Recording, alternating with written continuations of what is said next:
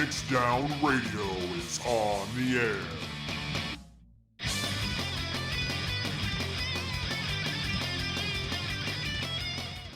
Welcome everybody to Phoenix Down Radio, episode number 126. I'm your host, Klauss Nightbringer, and of course the show has to start when it's dark out, doesn't it? Always. That's how we roll now. It just harkens back to last episode when you couldn't see any of us. So I think we're pretty visible this time around, though. Well, it might just be my other monitor too, but it could be what it is. But for those of you listening to us out on the podcast, this is why you need to tune into us live at twitch.tv/PhoenixDownRadio so you can listen into some of the pre-show shenanigans and stuff like that. So you could learn all about Heidelin Vor theory. Yes, and as you have heard, we have a Seyrr Timona with us this week. Seyrr, how you doing? I'm still slightly broken, but a bit better. So he's only a little broken. Like, honestly, with the way things are now, I will take that. That's an improvement. That is a good thing. And we are also joined by Taliz Marvelous. Taliz, how you doing, buddy? Doing awesome, having a good time, ready to have a show about one of my favorite games. I'm glad you guys are all excited about this. I feel kind of bad I'm the only one who hasn't played it yet. But for those of you who are wondering what the hell we're talking about, we are continuing our exploration of Final Fantasy music this week by delving into Disc 1 of the Final Fantasy V original sound version, aka the original soundtrack. Happy memories. But before that, what have you guys been up to? Seyrr, we're going to start with you because you've been gone for just an absolute ass load of time. I believe ass load is the technical term, correct? Metric ass load if we're using the Queen's English. Sure. We are now, because that's a funny word. I like that. I know, right? Yes. So how are you? What have you been up to? I mean, a whole lot of struggling to keep up with things. Most of you may know I'm a public librarian. Libraries have been attempting to adapt to our changing world and continue to offer services, which means that I've been put in charge of running 3 different new virtual programs at once. And trying to keep up with that and a bunch of other things, and also anything even close to human contact, was getting to be a lot. I'm doing a bit better now. I'm really happy to be back. I missed you guys. We missed you. Yeah, both my co-hosts and all you listeners out there. You're awesome. Your questions they're one of the things that keeps us going. So I really missed you all. But mostly a bit of that. I'd barely been logged on, except for yesterday. I actually went for a bit since a few friends of mine started up free trials, and we'll discuss a bit more about that later. Mm-hmm. But yeah. Cool. Any other I'm not sure that there's anything else. Say it? Any fun things you've been able to do besides these new projects you've been working on at the library? So let's see. Not a whole lot fun lately. Like, I've been poking through various game type things, but one of the reasons I hadn't been around as much was that I had been struggling a bit the last few weeks. Trying to take time for myself, but I did get... Like, there have been little moments here and there. I had a socially distanced picnic with some friends, and that was really nice. The other day, I stopped by those friends who I used to do cooking with and went and took their dog for a walk. He's such a good boy. Aww. Poor Bowser. I missed him. He apparently misses me, too. So lots of little things like that, but there hasn't been quite as much of like random fun stuff lately just because of the trying to get things back on track. There's been a little bit more taking time to try to take care of myself, which I encourage all of our listeners to check in with themselves, see how they're doing. It's a tough time right now. Yeah, as they say, you need to check yourself before you wreck yourself. I was hoping you weren't going there. Come on. It is good to be back, question mark. Come on, you know I'm terrible, so. Yeah, no, it's fine. Taliz, how you been since last episode? I mean, do we want to give everybody, like, a neck-snapping reaction of what's changed in the last 2 weeks, or do we just want to leave it with I'm delivering stuff again / still. Fewer questions is better. Do you believe in plausible deniability? Me too. Because I think I that's guess how probably much of the it is- safest option. That's mostly what you want to talk about, I think. I mean, pretty much. It's So I'm delivering basically, stuff again. It's car related. Shock surprise. so basically, you're doing something totally different again. I'm actually doing the same thing but slightly different flavor. Fair enough. I get to drive someone else's vehicle for a change, so that's cool. That's nice. Yeah, my death trap is about to explode. Good news, I bought a new death trap by accident. You know how sometimes you were like tired or slightly intoxicated, you go on Amazon Prime, and then a few days later some crap shows up at your house, and you're like, oh, well, I guess I ordered this. No. I did that on an auction website, and I bought a BMW. So that happened. Okay, I already wasn't doing that, and that was when it was the Amazon. Your life, man. I own a BMW now. It's good news, good news, good news. It's not some junker POS that's missing a bumper. It's missing 2 bumpers. So that makes it much better. So it's so much twice as good. Yes. Well, it's That's lighter not weight. how math works. It's lighter weight, which means it's better. It's good for drifting. He'll be fine. Exactly. That's not how any of this works. How do you know? Are you a professional drifter? Is this Seyrr's Tokyo Drift? I need the opening chime of Teriyaki Boys on the soundboard stat. On the advice of my lawyer, I have no response to this question at this time. Outstanding. Nick Nar thinks that's exactly how that works. So Perfect. Nick Dar, I like your style. exactly. Don't like his face, but his style is pretty on point. Love you, Nick Nar. And for those of you who've been following me, you know that I went on vacation. I finally had a real vacation. It was too fucking short, but I still spent a few days with family.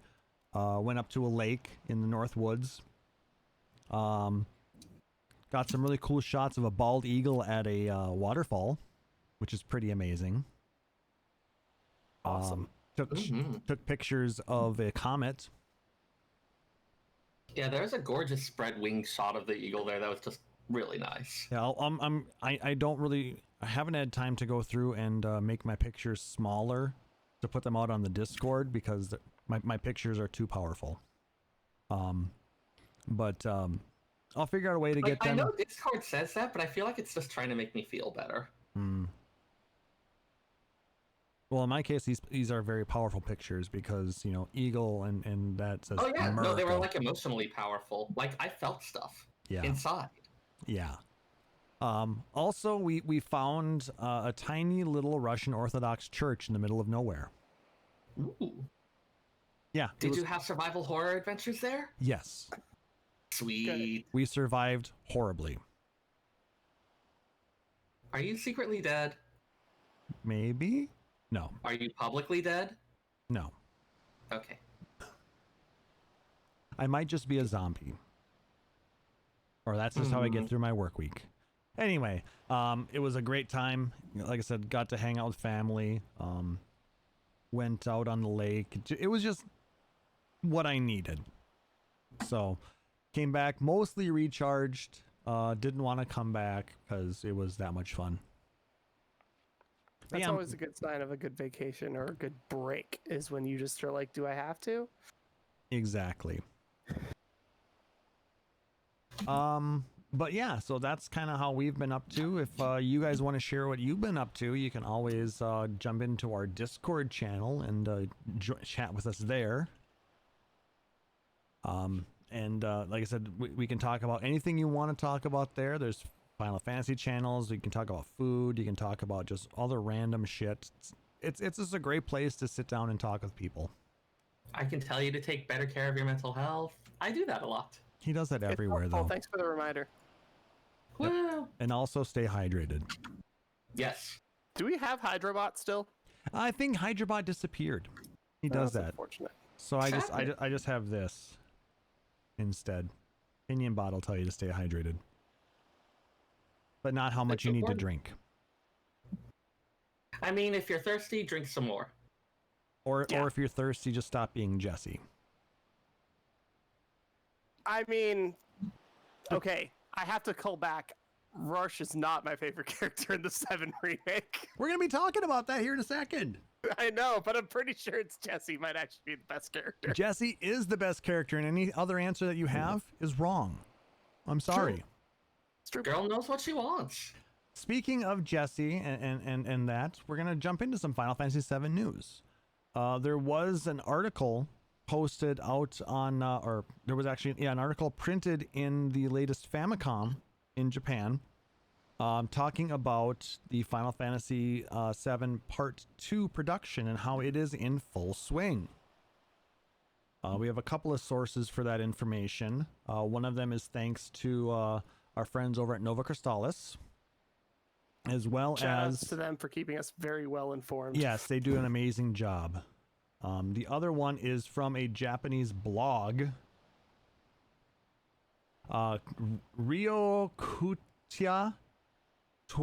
ryokutia2089.com. You'll need to translate that one. Use your Google Machine Translate, and good luck to you. Or your Japanese skills, punks. If you have them, that's even better. I don't have We them. used both, and it's still a mess. Yes. Yeah. Um, I'm guessing there's a lot of like casual and slang language, which machine learning never plays Just well with. not. yeah, Nope. it's not good. But the gist of the whole story is everybody hates Roche. Rude. That was sad. No, it's serious. Basically, he was supposed to have appeared in the final battle, but they took him out because it destroyed the mood. Yep. Yeah. It was very weird when it was like, it's like, oh, it destroyed the mood. And we were kind of looking at the loose translation, like, well, what does that mean? And then it was like, okay, well, what if he was in the battle? It's like, well, where does he fit? That doesn't make any sense. I mean, it's How not does like he he link can. with Zack? Ugh. How can he chase us on a motorcycle through the narrow streets of the slums? I mean, it's not like he can really fit much through there, especially when they're in pieces. When you're sufficiently badass, you hand wave it for the purposes of whatever, but Roche isn't that badass. it requires sufficient badassery to pull that off. Zack could have pulled it off. Zack is sufficiently badass. Oh, Zack can pull off a lot of things if he wants to. What?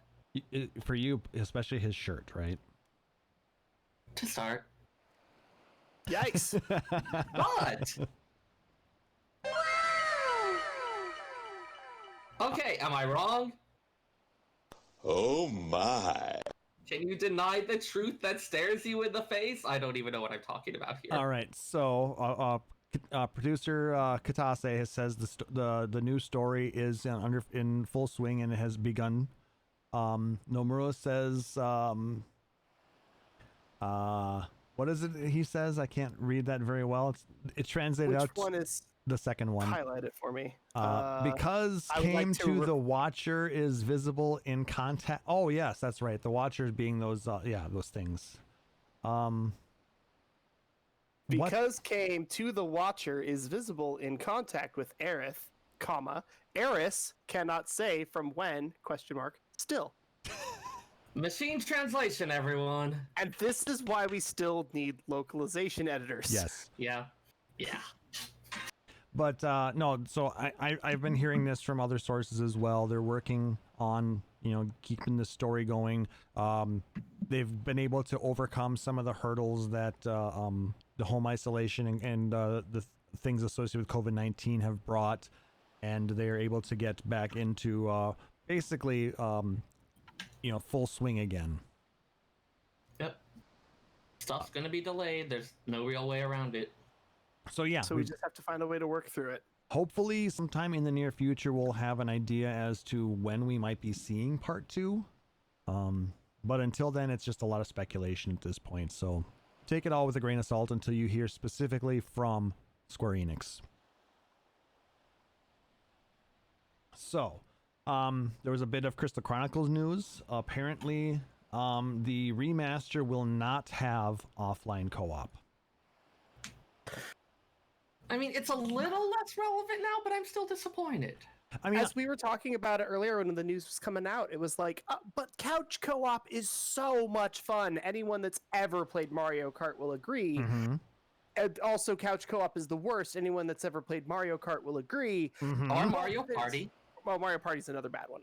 Well, but, see, like, Mario just- Party just involves a lot of alcohol, though. It's true.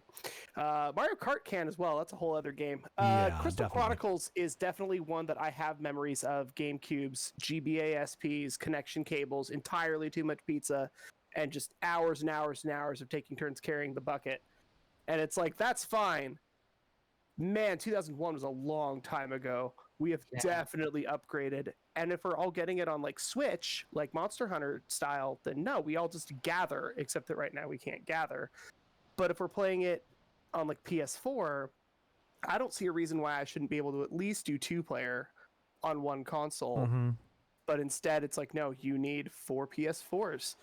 You need 4 Switches. And it's like, this was the reason why the game was hit and miss 20 years ago, guys.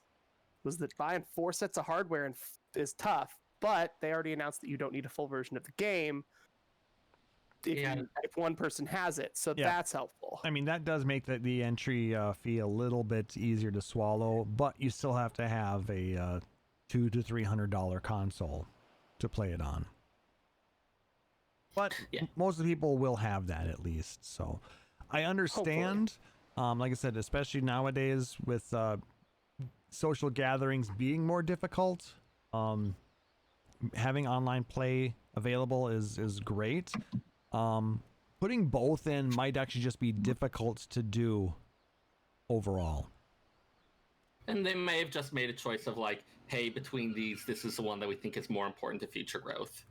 I get it. I don't like it, but I get it. I don't get it. But like when we played Diablo 3, we had we brought the disc version over that Buddy James had. We hooked 3 controllers up. We sat in front of a 70-inch TV and ate Chinese food and played Diablo 3 for 5 hours. We also have all played it individually and solo. Like, we have that option, but that's also, I don't want to say, oh, it's Blizzard doing Blizzard things. It's like Square Enix makes pretty big-ass MMOs too. We're in one right now. So they've got the infrastructure, just an interesting business choice. Well, I mean, you could do it locally, but it would require it to be LAN party style. And in the 2020 current situation, that's a challenge. So maybe they patch it in later. Who knows? I'd be down for that. I mean, I don't think they foresaw any of this. So. Oh God, no. None of us did. But like, they could also any patch business in that did, later. like any business that did, why didn't you tell us? You could have stopped this. It's like that one XKCD where someone's like, oh, 2007 called. They want their 2007 called? Did you warn them? Dot, dot, dot. Dun, dun, dun. All right, so that's the other bits of news. We're also now going to talk about the big piece of news that we got this week. We finally had a letter from the producer live. Part 59. Oh my God, we actually have things to talk about. A balm to the soul, as it were, to finally have a letter from the producer. Patch 5.3, Reflections in Crystal, they reiterated the release date is August 11th. Patch 5.31 will be releasing approximately 3 to 4 weeks after that. And then patch 5.35 is going to be approximately a month and a half after the initial release. And that all becomes relevant as we discuss things coming up within the patch. Yeah. Most of the stuff's 5.3, but a little bit of things to... Which is kind of nice, given that some of the stuff is like, Ishgard Restoration is in there, and trying to race to compete on that while there's all this other new stuff just would feel cruel. Yep, so they're extending some of these things out a bit to give people things to do and not overwhelm them. No, I must consume all of the content at once.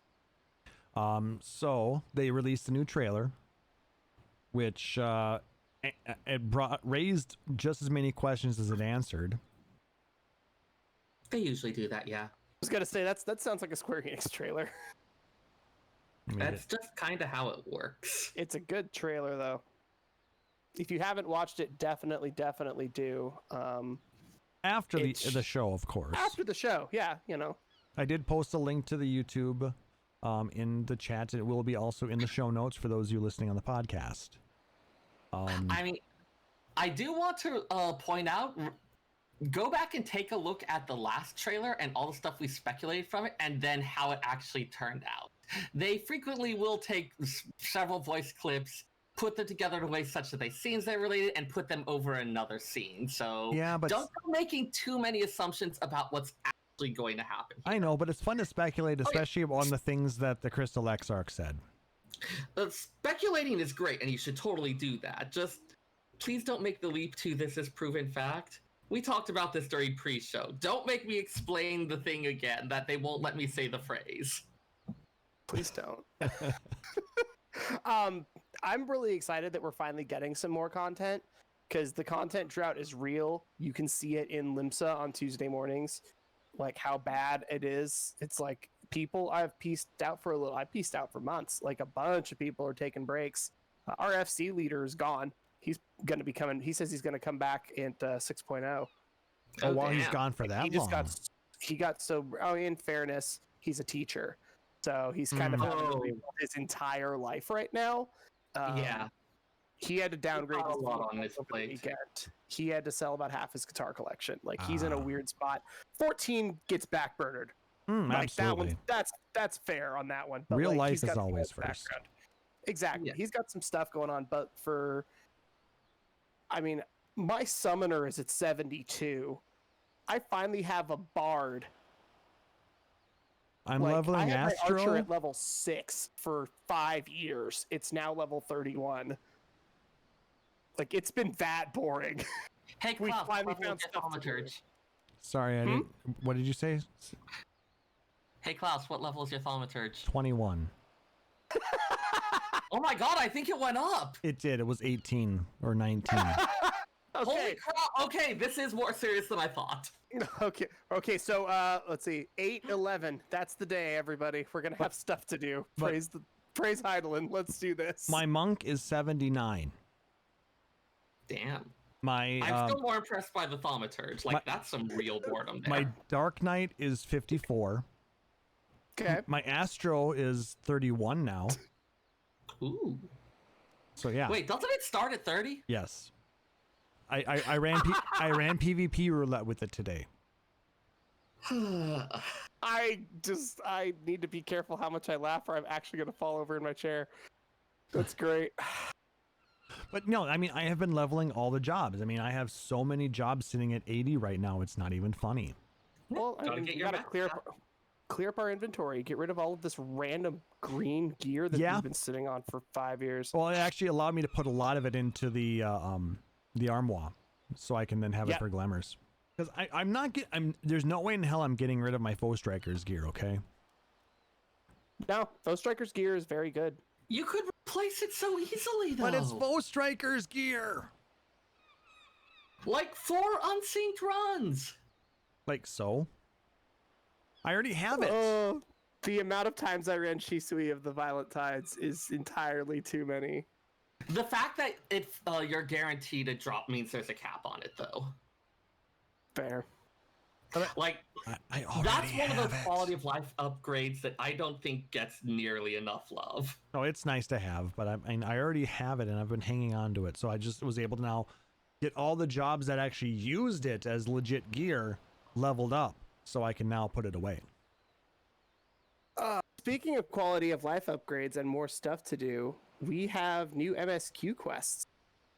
Yeah, the quality of life of having a main scenario quest to run is amazing. I can't believe that little brown banner is going to pop back up on my screen again for the first time in a while. Oh, man. And they said there was some comment about the amount of time we'll need to set aside for just, like, watching scenes and right? Like, big shit's going down. Well, it's the end of the our arc here on the 1st, so. That's weird, dude. I know, right? That's why It's been people a are year speculating that about we've been shit here. happening to the X-Arc, so. Because, I mean, it's already been stated that, you know, the for sure way to get us back is basically to him to die. You know, He's also been probably. trying to die every other cutscene since 5.0. So I just don't let him We'll turn see into a what Dark happens. Knight, okay? Like, Yistola had some great snark about that. will you quit trying to kill yourself to save us all? We have other plans. Your All right. followers await your divine judgment. Speaking of wanting to kill yourself, the new beast tribe are the dwarves. Wow. It's crafting Wow. based. Wow. Yeah, I mean, That's so good. That's so. I can't even be upset. Holy That was shit. a segue.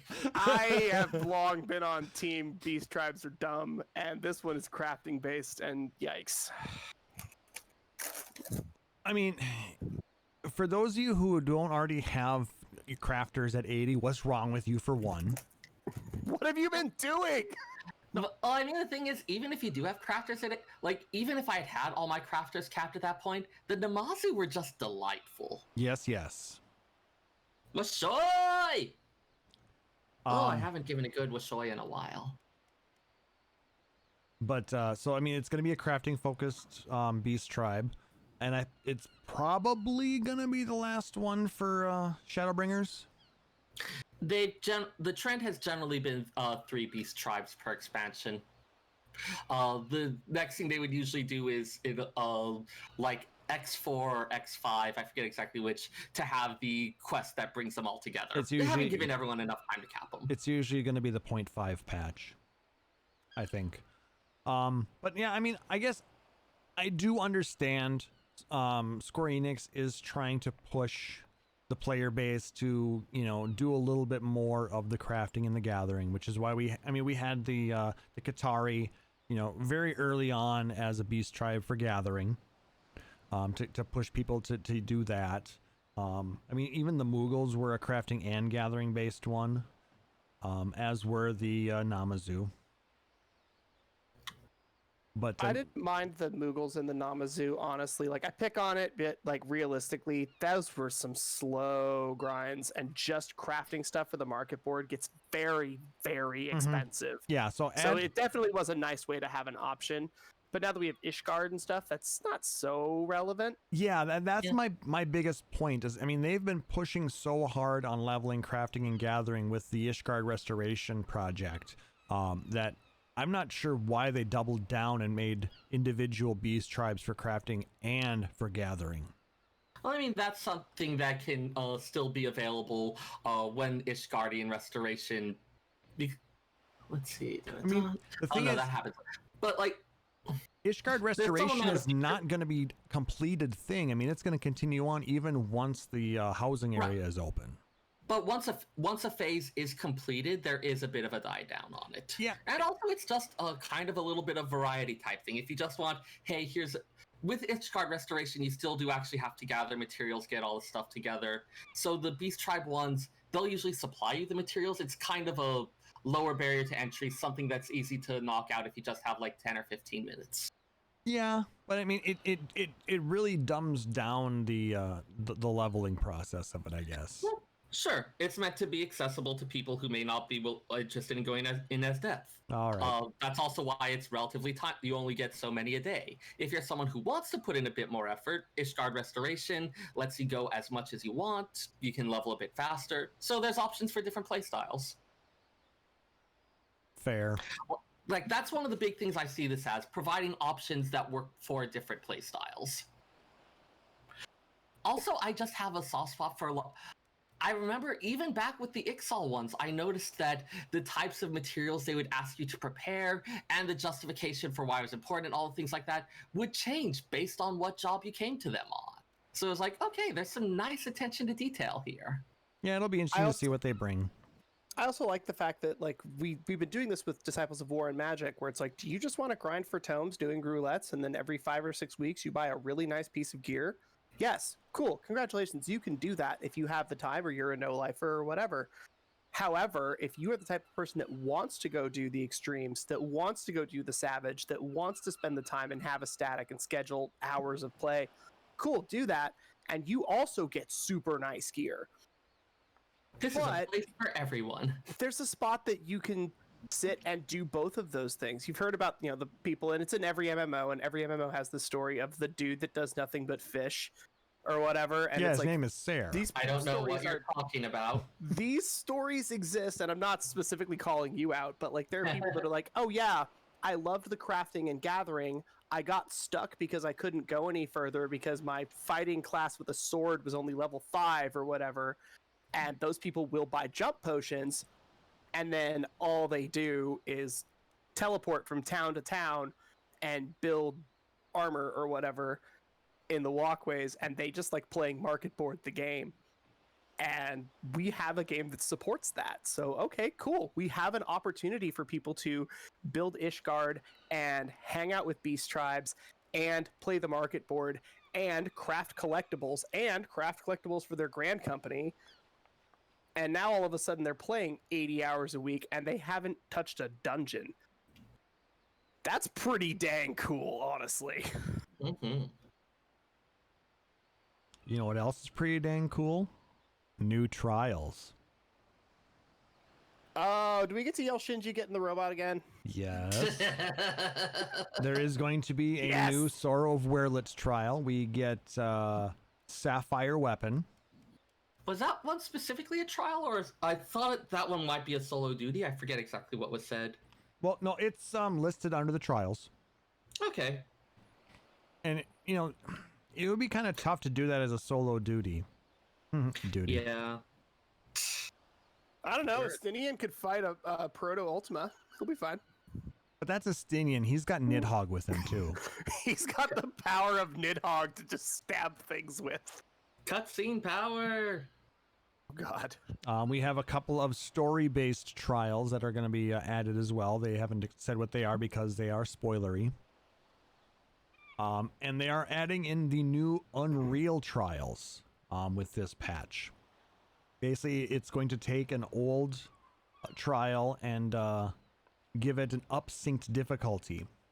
This one, and they are also limited time.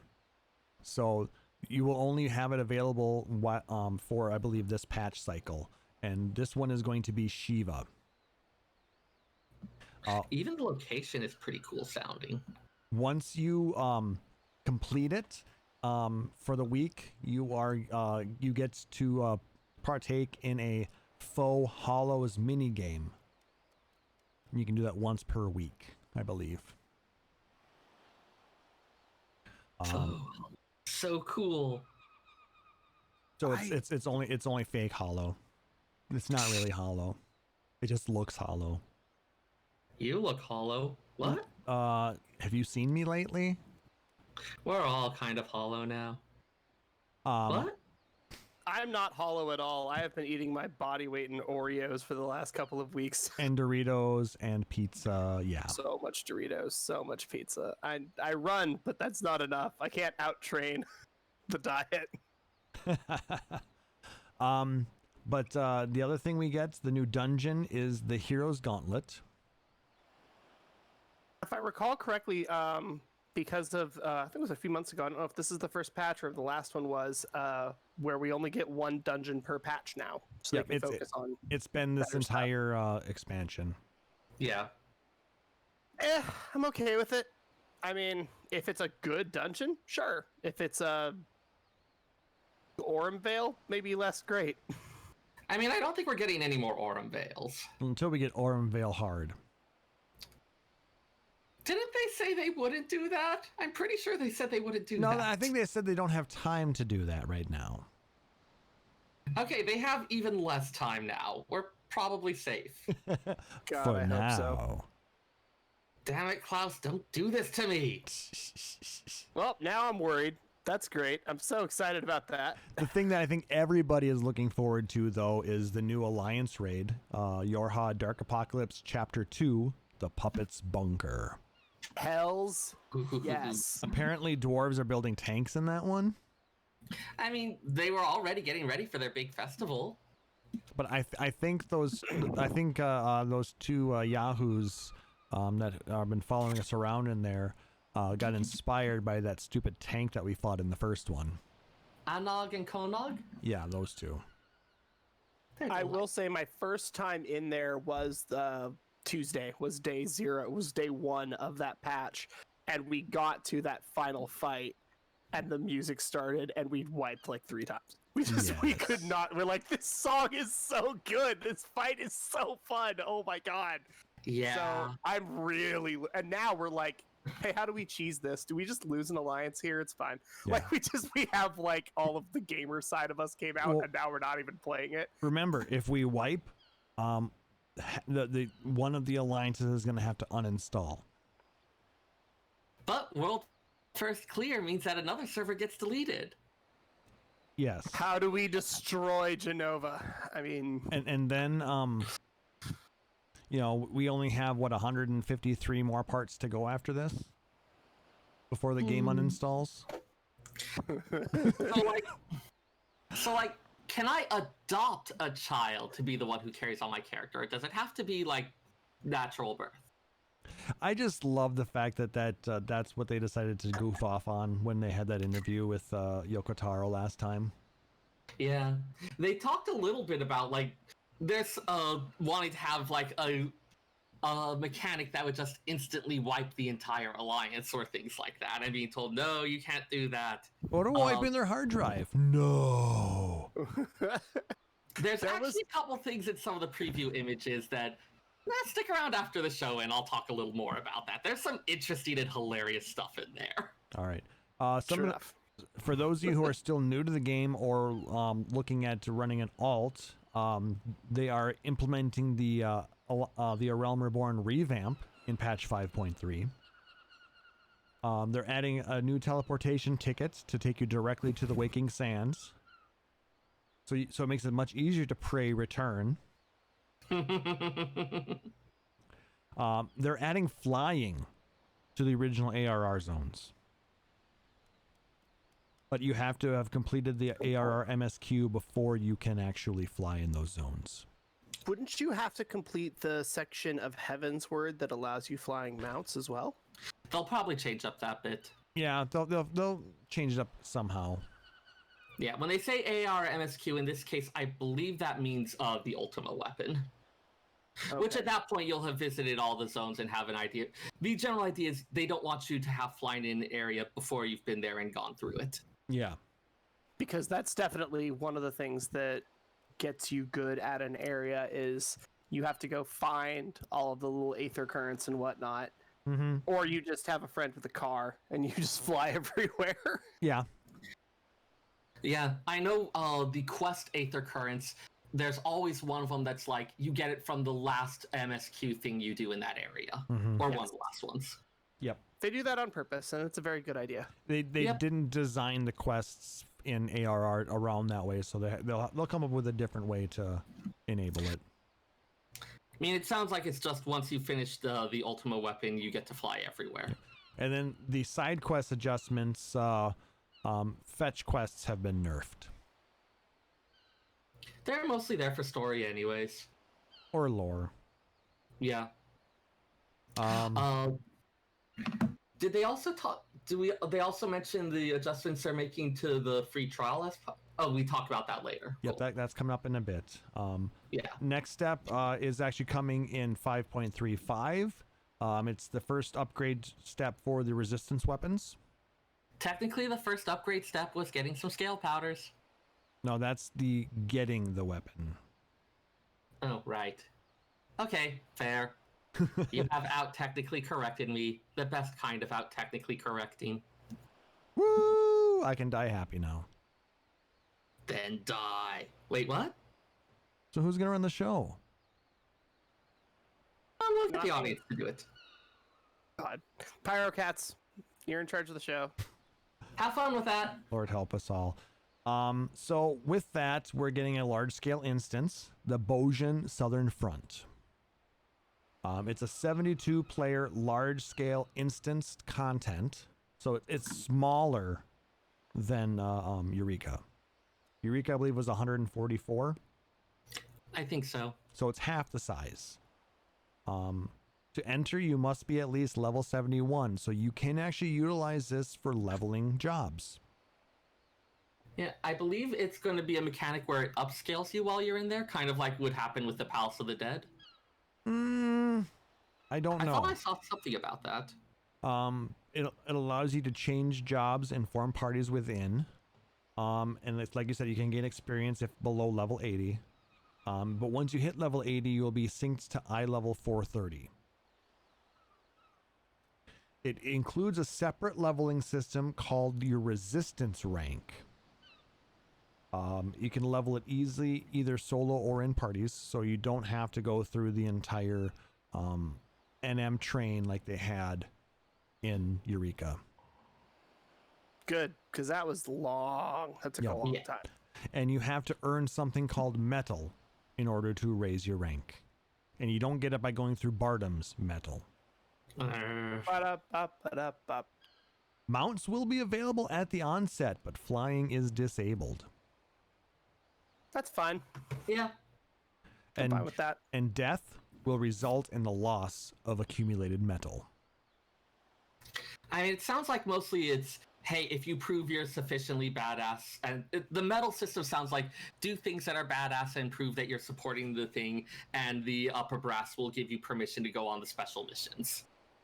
Yeah, you're basically increasing your notoriety, your metal being METTLE, not METAL. Dude, Yeah. that's so metal. Not They that mentioned metal.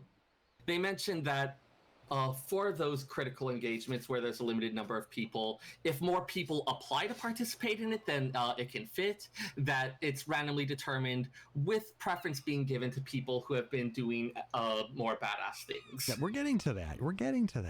Okay, fine. So the content is going to revolve around two different things: skirmishes and critical engagements. Skirmishes are similar to Fates or the NMs in Eureka, and there is no player limit except for the limit of what the zone will allow. But these critical engagements, I'm going to liken that more to the emergency missions in Diadem. In the fact that it's an instanced boss event that requires special conditions to trigger.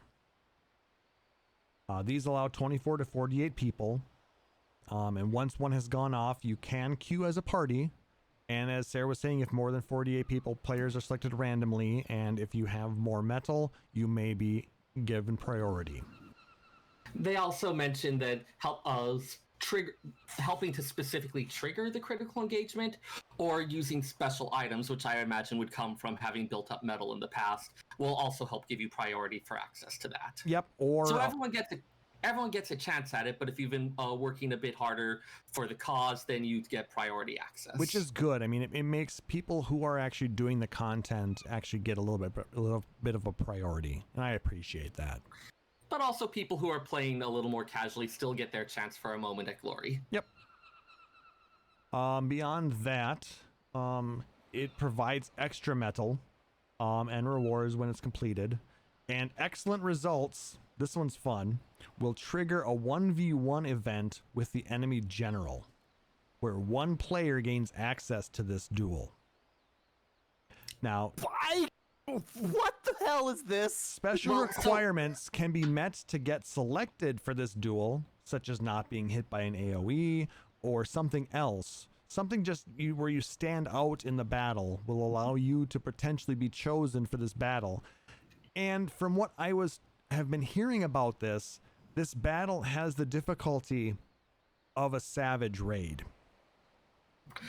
Now, I would like it if it became something where if you trigger it and they win it, then everyone gets some kind of reward for it. That encourages people to stick around, cheer you on. It kind of like would give that feel of, hey, this is a climactic battlefield event where the entire army is watching as this huge climactic duel happens. So I really hope it's something where everyone who is involved in the engagement gets some kind of reward.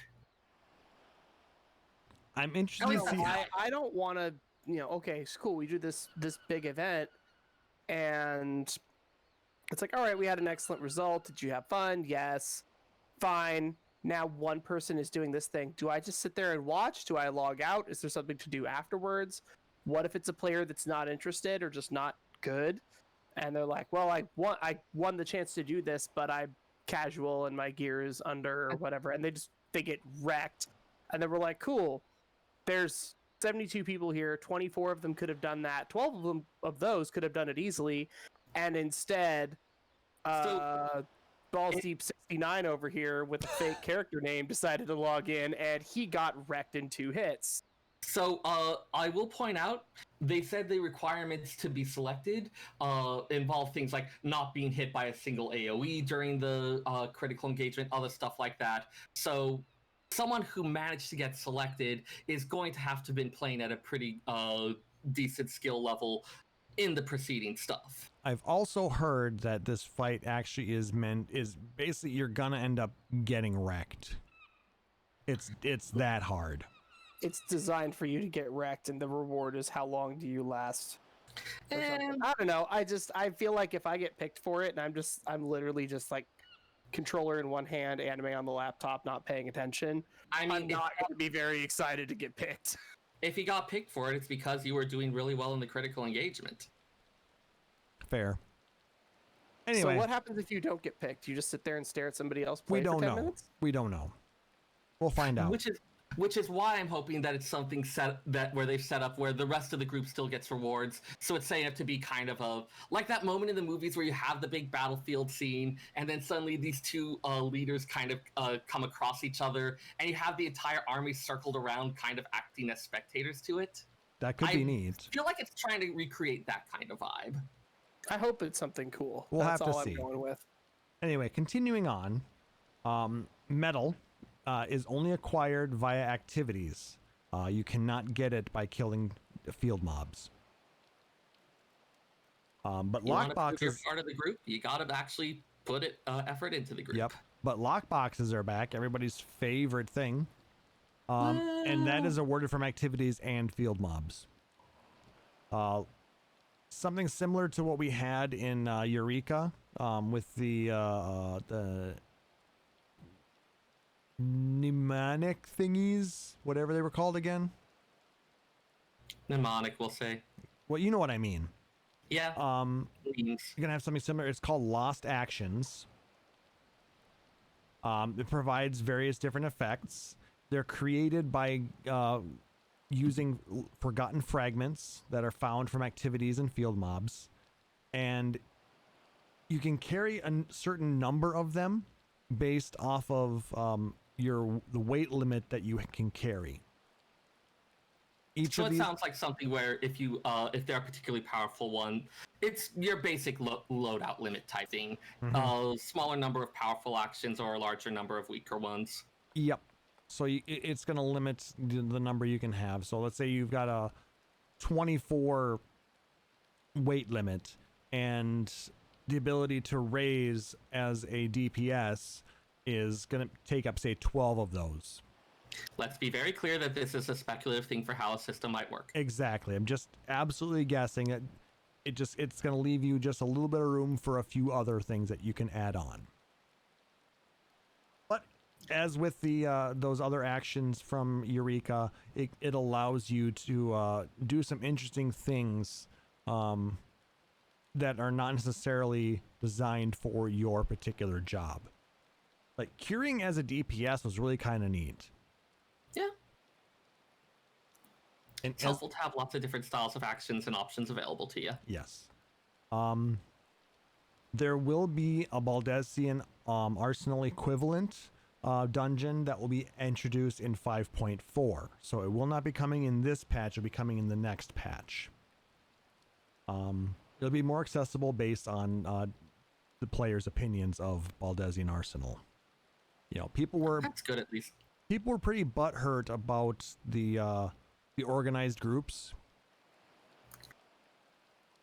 I mean, I could see being frustrated at the idea that it's impossible to participate in this unless you join one of these specialty groups. But, I mean, because of the difficulty of it, I also understand why the groups were formed. So, with that being said, hopefully the content won't be quite as difficult, or will be easier to be performed with a random group of people. Yeah. We'll see what they bring. There is no elemental wheel, thank God. Thank God. But there will be rare monsters that exist around the map. So here comes NM spawns again. Or something like that. Yep. Maybe they'll be like named officers. Oh man, I am suddenly having Dynasty Warriors flashbacks. Yeah, I was gonna say, I just went Dynasty Warriors as soon as you said named officers. I'm like, oh, so they take more than 2 hits to kill? Great. Boo I Boo defeated has an entered the officer. battle. Oh Well, man, I kind of want to play Dynasty Warriors I again. do have his horse, so Ooh. red hair. Yep. Oh man, I was just talking with someone about how Romance of the Three Kingdoms is actually pretty much a propaganda piece. Oh, it's beautiful. Anyway, and the nice bit about this, the relic upgrade quest can begin right away when entering the instance. So start that quest right away when 5.35 drops. They know what we want. You can upgrade the weapon through either a quest line or through skirmishes. And the required materials can be gathered outside of Southern Boja. That's what we know about that so far. Yeah, who knows what that's going to actually end up meaning, but We'll learn more about it on the next live letter when they before 5.35 but Klauss, drops. that's not now. I want to know now. Well, you'll just have to go to sleep for about 2 months. Can do. Wait. And then when you wake up, it'll be now. Yay! I see no problems with this. Except for your job might have some problems with that. La la la la la, I can't hear sad thoughts. I can't hear you over the sound of how awesome it is.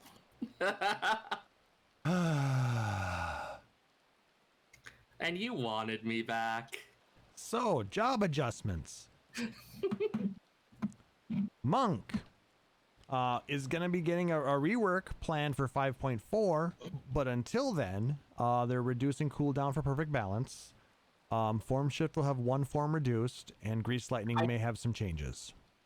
I feel like that form shift one means that it starts you on the second form, because I always feel like, okay, I go to this one, and it's got the... I expect when I hit form shift that it's kind of like I hit the first thing of the combo and I should be on the second, but no, I'm still on the first and I'm hitting the wrong button, and it just feels intuitively wrong. It means you get access because you hit it's 1, 2, 3, and then when you get back to 1, there's an additional effect because when you switch from True Strike to whatever the next thing is, it's like, okay, cool. The problem is that when you hit that form change, you go, no, it does. You're right. It feels like you hit the first button. You should hit button number 2, as opposed to now you get your secondary effect from your boot shine combo. And I'm like, I don't care about that. I want my buff first, and then I'll figure out the rest. Forget what I even specifically care about. It just feels off. Yeah. You Extra feel button off. press for minimal gain. I do feel off. I've been working on it. Okay, fair enough. Bard is getting potency increases for the global cooldowns. Finally. I mean, I shoot things with the arrows. and now those arrows are going to do more damage. Fuck yeah. Astro's getting an MP reduction, or cost reduction, I should say. Summoner's getting a nerf of Try Disaster. Be nice. Of Try Disaster, and that's it. Summoner's getting a nerf because they were very powerful by accident. It Warrior. turns out AoEs have a multiplicative effect. Who could have predicted? Rip. Warrior's getting some changes to make some buffs easier to maintain. And there'll be other minor changes. But you notice what job wasn't listed here for getting any buffs or nerfs? Black Mage. I don't know. Who do we hate or like right now? Black Mage is basically the most OP thing right now. So Oh. it's also Yoshi's favorite job. Well, Crazy. it also might be that they don't want to talk too much about the changes before they do it. I doubt they're They going to need to nerf. make sure that their bunkers are prepared. They are not going to nerf Black Mage. Anyway, Feast Season 16 will be beginning in 5.3. for crafting and gathering, there will be new custom deliveries coming. So it means a new custom delivery client. I believe that's what that means, right? So now we have 6? Yeah, I'm just because we have 5. yeah. I'm just kind of hoping that at some point they'll increase the limit, just because I still want to get finish some of the achievements for the earlier ones, and if there are 2 available at Shadowbringers level stuff, I'm sorry, Zloey, but I'm never going to see you again. Yeah. No, because like the only reason that I go to Idleshire ever at this point is that I actually do grab a book of Wondrous Tales. I haven't done that in ages. I grab it just because most of the time it ends up being free grade 6 or 7 materia. It's free real estate. Like most of the time, but yeah, every once in a while it's like, oh, I haven't done 9 things that it wanted, and it's Monday. Well, I guess this book is going to be all dusty, smelly, and whatever. So I just never finish them. But I still whatever, have Chloe. You got enough stories from us. You're just greedy now. I still have a book from probably about 3 months ago or longer. yeah, Anyway. I pretty much just go Kaishir and whoever has a bonus. Yep. Yep, that's about the right way to do it. Whoever has Yep. the easiest bonus to get. Well, also depending on whether you want crafting or gathering. Yeah. Exactly. Trial synthesis is going to be added. So we're going to be able to attempt to make things without actually burning through, expensive mats. Yeah, they already had a thing like that for top level recipes, so this is just expanding that to all levels of crafting. And I don't think it's going to require buying an item to use for that. No. I'm okay with this. Yeah, it's a nice quality of life thing to make crafting more accessible, especially to people who may not feel as confident with it and are nervous about burning up materials that it was hard for them to get. Yep. They're adding in a recipe reverse lookup using inventory materials so you can see what you can make with things you have in your inventory. Oh man, that I am actually really looking forward to. That's the type of thing I do manually all the time with many long hours spent flipping through Garland tools and cross-referencing items. Being able to do it in game is going to be so much easier. We have one of those as his website for like the what's in my fridge, where you just like put in all the food in your house and it gives you recipes you can make like in real life. In 14, we have a fixed data pool of stuff that we can be carrying. So the fact that we finally built one, it's been a long time coming. Yeah. It's going to be a very good quality of life, though. And it brings us one step closer to being able to craft from those inventories. So anyways, next topic. Collectibles for turn-ins are no longer random. I guess that means What? we'll be requesting fixed items. I'm not sure what that exactly means. So, I mean, it has been the case that each day at about noonish or 1 p.m. Pacific time, depending on whether it's daylight saving time or not, they would change which items they were requesting for collectibles for each level. And it sounds like that means it's just going to be a fixed list of stuff that doesn't change. Okay, so they're going to get rid of the having normal and collectible versions of certain items? No, more like there like if you're a level 64 alchemist, there might be 2 or 3 different items that they could be requesting at the top level, and which one they would change from day to day. And now it would be they always want the same item. Which means they're going to be able to get rid of certain items that can be collectible. I suppose they might trim out some of those, yeah. That's a good point. Because, yeah, like for Culinarian, there's like 3 or 4 at each level, and it's like, I have so many lemons. I've 3 kinds of lemons and 4 kinds of butter, so I can craft these 5 levels worth of stuff, but there's 2 or 3 in each one. I need to be able to craft any of these 15 things so that I can get... Yeah. No, That's so why much I hate work. Culinarian. Collectibles are a lot of work. And there's an element of, it's this item today, that's a pain. I'm not even going to bother today. I'll just wait and see if there's something better tomorrow. Yeah, okay, that or makes that sense. lemon is 100,000 gil each, and it takes 2. That's another one that I just decided to stop working on. And that's why you're going to blow up your house with the lemons. What? And you're going to be able to automate desynthesizing stacks of items. Oh god, that's gonna make my after fishing cleanup so much easier. Yep. Finally. Ishgardian Restoration, which is coming in, the new stuff is coming in 5.31. Just call me the 10th because I am gonna be full of water shards. Okay. And the No, it's fine. next step of Sky Steel tools are coming in 5.35. Oh, I need to I still got 2 of my sky steel tools I need to finish. I should do that. I should do them to begin with. I'm in the middle. I have one. I don't even have one. I have I have a pan. I have a wok. That's what I have. bought all of the script items I needed for every single crafting tool, but they're sitting in my inventory because I needed to spend script on something, right? Yeah. Oh. I mean, I just buy materia at this point.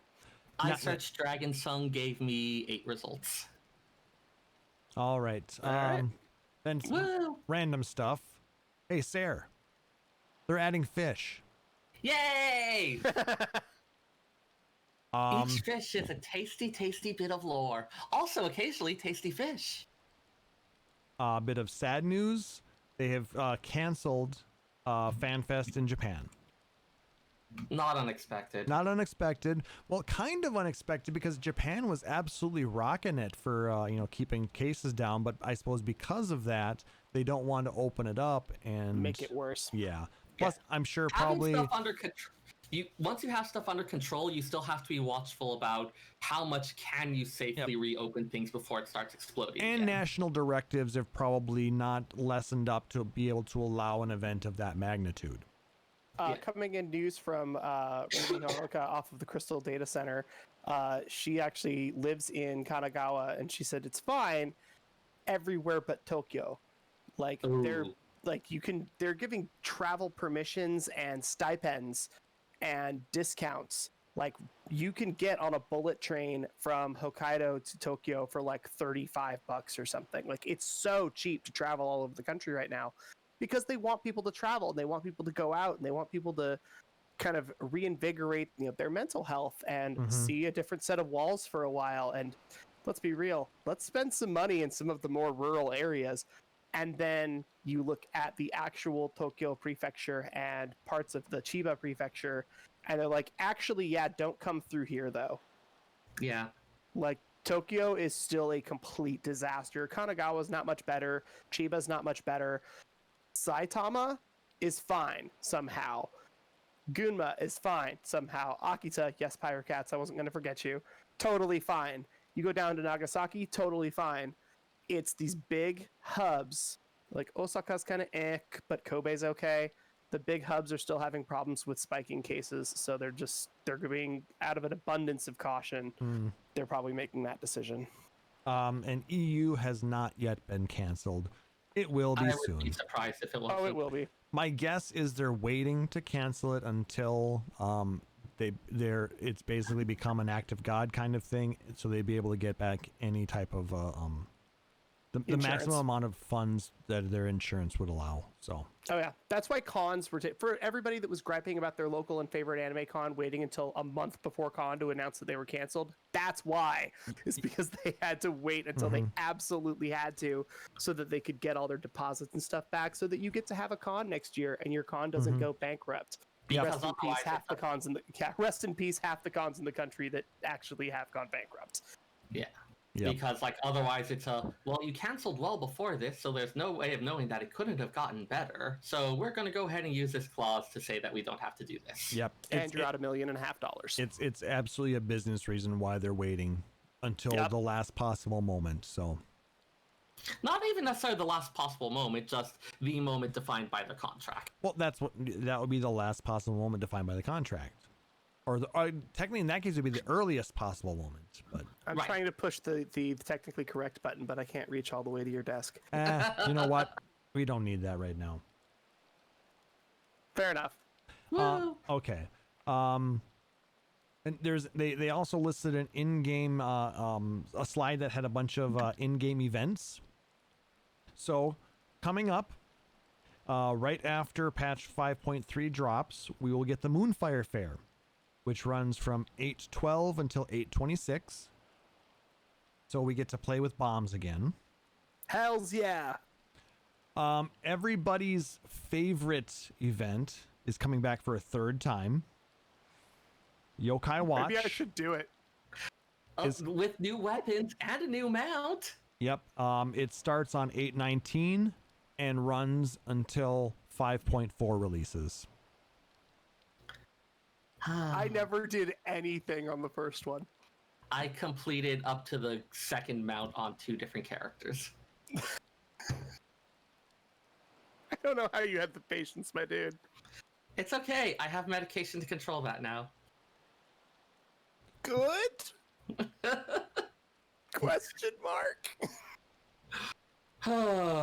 After being dead inside, Seyrr will be able to celebrate the Rising, Yay! which starts on 8/27 and runs until September 10th. To make it, I think that's a more somber, introspective holiday. Not really celebratory, but we'll go with it. well, you're Fair dead enough. inside at that point, so you may as well. Rise up. Rise with me, rise with me, rise with me, rise. Anyways. The Make It Rain campaign is coming back late October. And, Oh yeah, get that MGP. and you can maybe you'll be able to get the Rainmaker hair.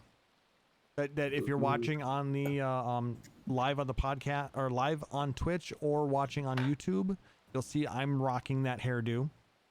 For those who don't Is know that what where that that is, came from? yes, it is also Minago's hairstyle. Yeah. But yeah, that's where I got that when that the initial Make It Rain campaign came out, and I've been rocking it ever since. Yeah. Nice. Now I'll be able to maybe get it on alts, so I can actually have the right hair on those. I've been thinking about learning how to play Mahjong properly. Well, if you It's fun. go back a few episodes, Seyrr, you'll hear us talking about the pre-orders for the Mahjong set that's coming out. Ooh. Hey, Sarah, do you want to pay rent this month or do you want to buy a Mahjong set? Don't give him the option. He's gonna buy the How Mahjong much set. do I really need to live indoors? Sarah, do you want to pay rent this month and next month or do you want to buy a Mahjong set? My It's pretty cards are- bad, dude. It's really cards are expensive. closed from the elements. It's like, I mean, to get the set plus the mat is like $250. It's not, yeah, it's not as bad as I'm alluding to, but it's still really expensive for a Mahjong set. $190 for just the tiles.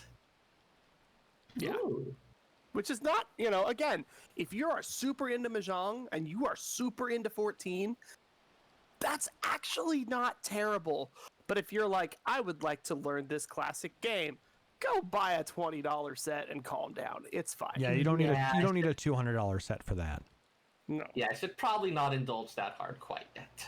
And they also announced that the All Saints Wake event will be delayed, but they'll be putting items up in the gold saucer as rewards.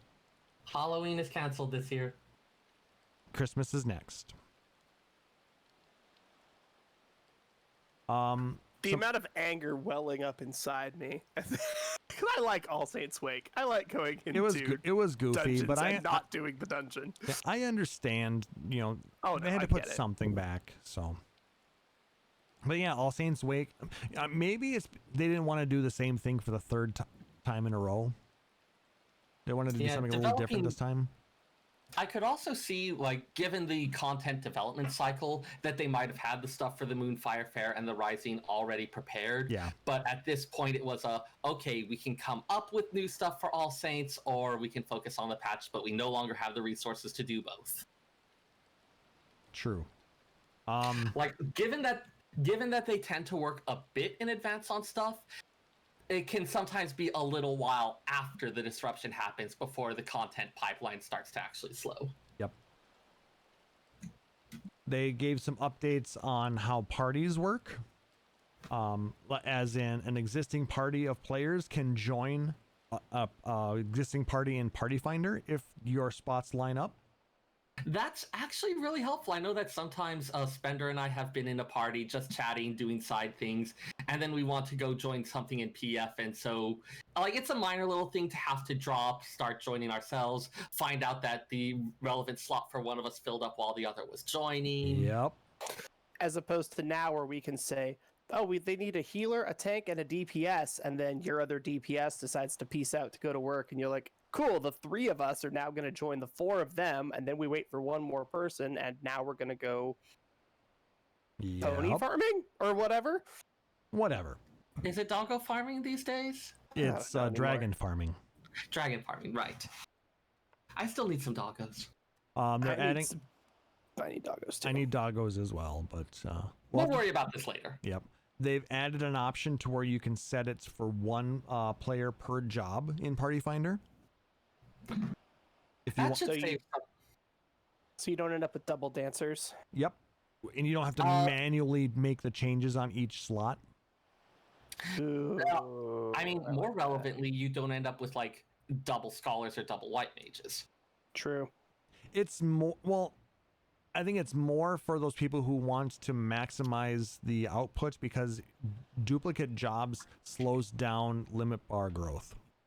Well, yeah, but just in terms of the healers, having 1 regen healer and 1 shield healer is the ideal. If you've got 2 white mages or 2 scholars, like one of their adloquiums is kind of overriding the other ones. It's a lot harder. Mm-hmm. You ideally want 2 different healers or 2 astrologians. Now, this one is probably the thing that I'm going to enjoy the most, is you can now use World Visit while in a party, or while even in a cross-world party.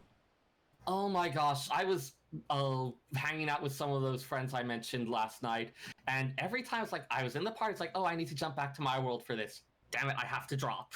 It was like the littlest thing, but it just kept being this building annoyance. It's really going to help those people who like to do hunt trains. You no longer have to drop your party to continue on to with a train in another server. Nice. Everybody can just that's warp kinda cool. together. Friendship. They're adding new chapters to New Game Plus. They're adding token vendors to cities. They are adding a new fashion accessories option in the UI for parasols and the like. Oh, thank goodness. They're It was annoying to find some of those. They're adding more umbrellas. I believe 8 umbrellas. That is also good. Like, a single one was not enough. They're adding sticker mode and presets to group pose. I like the presets because there's a few that I use on a regular basis, and then having to remember what the settings are is kind of a pain in the ass. Now I can actually save it. The truest of end games evolves to the next level. Yes. New mounts and minions. That is the truest of endgame right there. No, it's playing photo booth with group pose. They're adding new housing furniture and Hrothgar and Vieira mannequins. And as Seyrr was trying to allude to earlier, but we'll talk about now, the free trial and starter edition get updated. The level cap for the trial is increased to 60. That was a little unexpected. And so now the starter edition, if you buy the game, is going to include up to Heavensward. You'll be able to play. That's a lot of content. So Yeah. if you have never played this game before and you have not purchased the game, you can, once patch 5.3 drops, you'll be able to download the free trial, start your character, and play all the way through Heavensward, all the way through patch 3.56. They made sure to mention that includes access to the jobs that you unlock in Heavensward as well. All that good stuff. Yep, and you'll be able to get access to the Aura. That's so much. Just the fact that you can play multiple jobs, as opposed to like a lot of MMOs where you need a different character for a different job. 14, you don't have that limitation, so you can level whatever you pick in ARR at level 1, You can take that all the way to 60 and finish Heavensward, and then you can grab a completely different class and level that all the way to 60, plus crafting and gathering, plus you do a different role. Yeah, I mean, I would have understood. Thousands of hours of free gaming. Just here you go. I would have understood if they had only increased it out to allow you to complete ARR. 2.55 plus. 2.56 or whatever it is, level 50, Realm Reborn. You must buy Heavensward to proceed past this point. No, they're giving us the next expansion too. I mean, they went way above and beyond. Yeah. I mean, I'm so excited that we are part of this game and we are part of this community, because it's like, here's something that has kept us entertained and happy for 4 years. You can have it for free. The only thing I wish was that people could, you know, it would allow people who have played the game for a while and then stop their sub because they weren't interested anymore. If they could come back for free. Yes, but instead the system is set so once you've switched to being a paid account, You always have to be a paid account. You can never go back to being free. yeah, this was probably just like the easiest thing that they could do without revamping the entire system. Yeah, that might be something coming up, because I know, like I said, my sister, I got her into the game and I bought her everything up until Stormblood, I believe. I don't think I ever bought her Shadowbringers yet, but she hasn't played in a while because she's been saving her money for other things, and I understand. Yep. But it would be very cool if she could now come back in 5.3 and resume as a free player and get at least up to Heavensward. I feel like you should. If they're gonna set that, like, I agree. If you had a free account, you switched to paid, and you haven't played in a long time, you should be able to go back to free. You know, if you haven't played in a year, come on, dude. If somebody hasn't played your MMO in a year, give them something free. Believe me, you might get us. Even if you only get a sub they play for free for 3 months. They sub again. They sub for 4 or 5 months. That's still a player for 7 months. Or just allow you to play for free up until the end of Heavensward, and then you have to pay in order to get access to Stormblood. And they may look at expanding this as they go. This was a relatively easy thing to do that didn't require rewriting the internals for how the free trials work or anything like that. Yeah, agreed. But like an easy get. Like I said, I mean, I appreciate what they're doing. Like I said, I'm just commenting in a case that I am aware of that it would be helpful to go maybe one step beyond.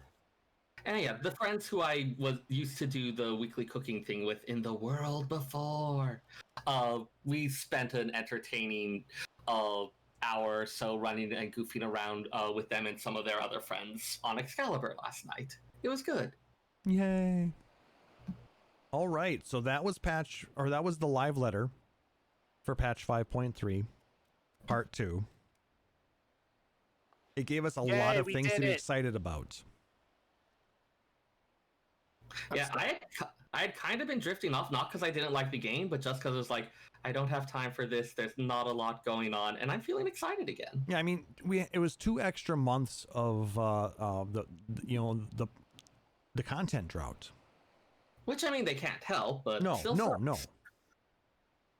No, and if they try to fight the content drought by having more rapid content, we're gonna see a quality drop, guaranteed. Yep. Yeah. Or we're gonna end up with those 0.1, 0.2, 0.3 patches where people are like, "Oh, cool, thanks for content that I don't care about." There's that one that was like Blue Mage and PvP, and we were all like, "Well, what the fuck is the point?" Like, nobody plays this shit. But the people that love PvP were all into it. The people that are really into Blue Mage were all into it. Those that are tome grinding and fishing and filling out logs, we played something else with motorcycles for a while.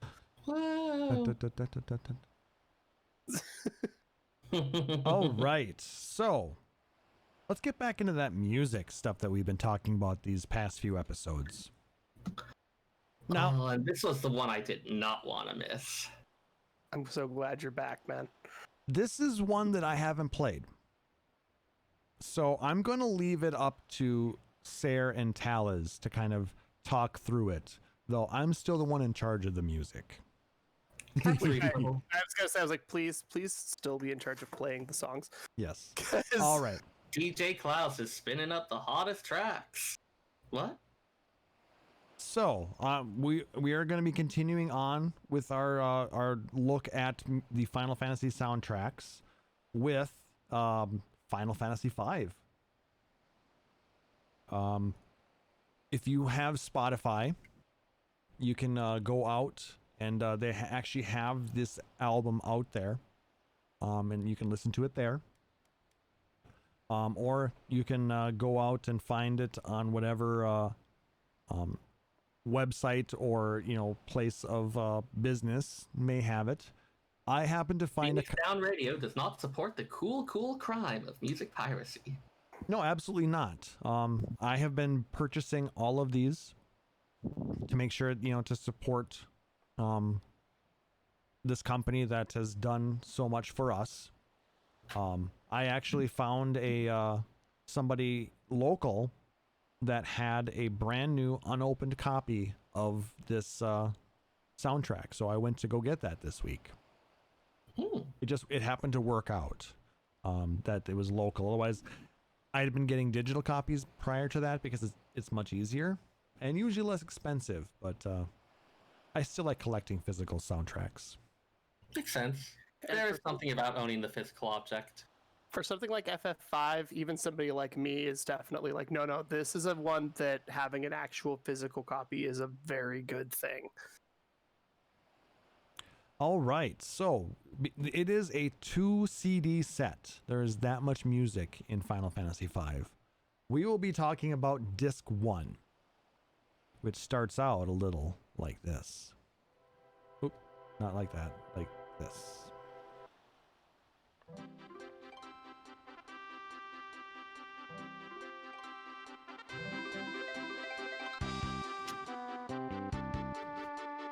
This is the main theme of Final Fantasy V.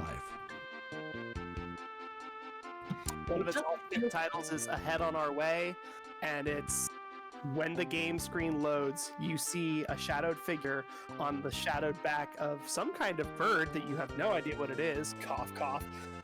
It looks weirdly like the dude on a bird that's currently chilling in front of us here on Twitch if you're watching. And you just see this running, and it's shadowed, and the colors start to fade, and you see a title screen. And you have to remember that the last game that we had was 4. How dense was 4? And now we're getting a new chapter in this franchise. And we have this rising, bright, happy, and exciting opening, and we haven't even touched a button yet. Like, this song just feels like, hey, we're gonna have not necessarily an adventure, but we're gonna go out and see the world, and it's gonna be fun. This also got redone as a track for the 1997 OVA Legend of the Crystals, which is very, very, very, very, very loosely based on Final Fantasy V. Oh, that thing. Yes, with the pink bald chocobo and everything else. Anyway, this song is actually the opening to that particular series as well. God, I remember seeing that at the video store and be like, Final Fantasy! And then I read the back and I was like, I don't know what any of this is. I did the exact same, except that I then rented it, and I'm staring at the VHS copy sitting on my shelf right now. Never actually saw it myself. It's available on YouTube as well if you want to watch it there. Like, this is fixable, just... Yeah. Get I to have it! the English language dub on the VHS, and it's the original Tenchi Muyo dub cast, so if you ever want to have a real good time, it's pretty funny. Damn. Noted. But this is just a banger tune to start out this game. It is. I mean, as I was ripping these, I was listening to them to make sure that they were the actual in-game versions. The quality of the music on this from the Super Famicom is just super high. Yeah. It's incredibly cool. For each system, as it's developed, as time has gone on, you see them getting more and more out of the capabilities of it. That's always been a thing. Yeah. Compare Final Fantasy IV to Final Fantasy VI or Chrono Trigger, which was also somewhat contemporaneous. Yes. All right. So then, after we get this next song is the actual opening theme.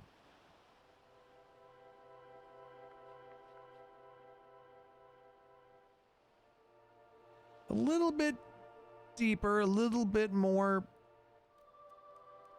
restrained.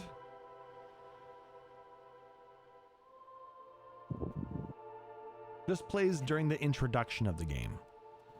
Yeah, during this scene, early in the morning, atop Castle Tycoon, King Tycoon is setting out on Windrake, stopped by his daughter Lena, who's concerned, and explains that there's something strange going on with the crystals. He's just going to check on it.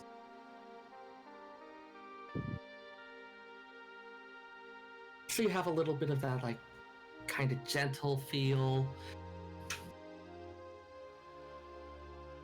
It's all such good music. We may not go through the entirety of every song. For instance, this one's 4.5 minutes. Yeah, just getting the feel of each one is probably fine for this. There's a lot to cover.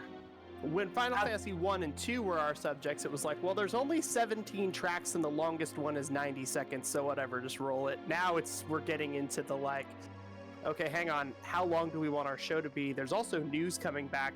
The soundtrack for 13 is 4 discs. We're gonna be here all month if we so like maybe we just get some clips. Though that seems reasonable. There are a few songs that I will not shorten. Hell yeah. There are some tracks that deserve to be played in their entirety. Agreed.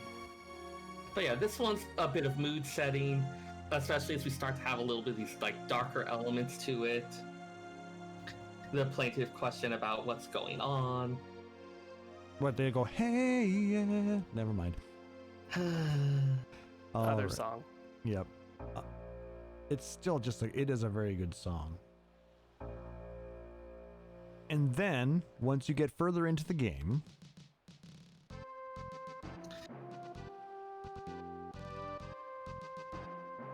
it's pretty much just like kind of another version of that intro theme. yes, but this is what plays on the overworld of the first world that you play on. Yep. This is our world map theme that we hear a lot of. And we hear that opening 25 seconds of it a lot. Because this is a random battle style game. Yep. Yeah. Which is why it's nice that those first several bars and whatnot are pretty pleasant.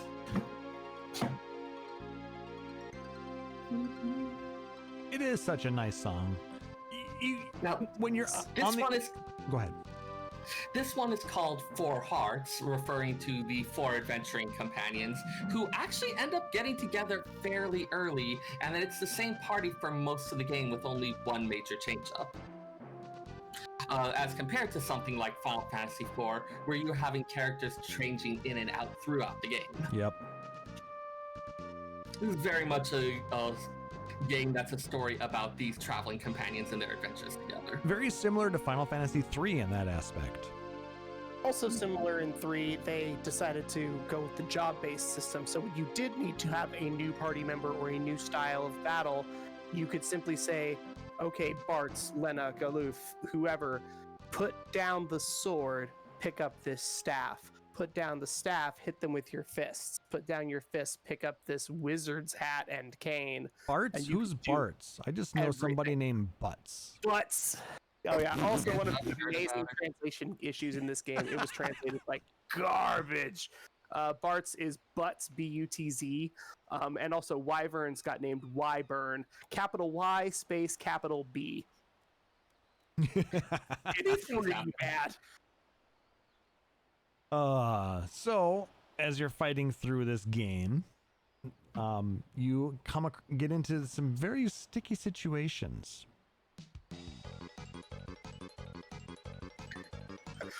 Run from pirates, run from the castle. You're being crushed. The hill is full of poison. Throw this rope over there. It's called Hurry! Hurry! Oh, isoge. Yeah.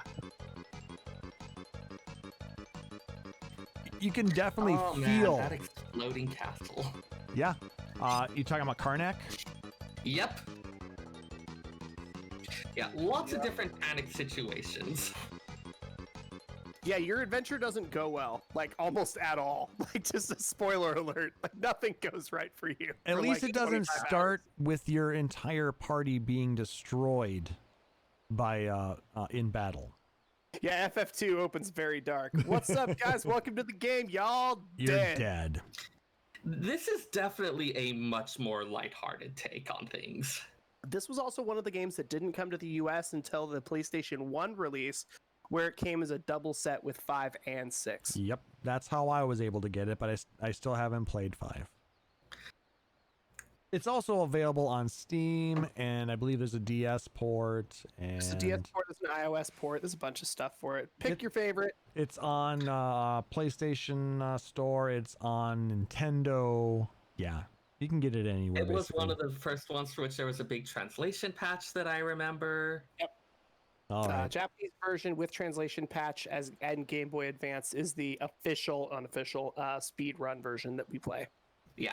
Okay. And that was the version that introduced it to me during my misspent youth of definitely not doing anything copyright violating.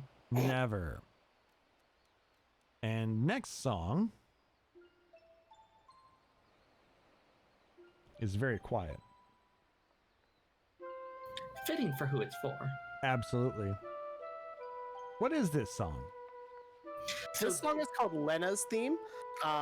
It's anything involving Lena where we're starting to get some of her history and her past. We find out that she is royalty, and as a result, there's a lot of things that she was, kind of expected to and alluded to do, but instead she's adventuring with homeless dude with bird, random old guy, and pirate captain. So whenever we go places, we kind of have to understand what her role in the world is, and then understand what her role in the adventuring party is. And some of that is kind of these weird, solemn, quiet moments of, I gave up a family, I'm doing something I'm not supposed to, my father wasn't doing well, what I've been taught and what I'm seeing outside in the world have a very huge dichotomy. So a lot of these moments are very introspective for her, and this song was really trying to reflect kind of her mental state of very innocent but very inquisitive. One of her the defining character traits that comes up repeatedly is just how kind and empathetic and selfless she is. She is a person who, in order to help save a windrake who's nervous about eating the antidote grass, goes ahead and takes a clump and eats it herself to show that it's safe, even though it's poisonous to humans. She gets poisoned during that scene. She does, but she doesn't care. She wants to save that drake, more important than saving herself. Yep. And just those elements of compassion and kindness come up again and again in her character. Such a nice little song. Mm-hmm. But it's not all nice things that happen. We also, have to go into dungeons.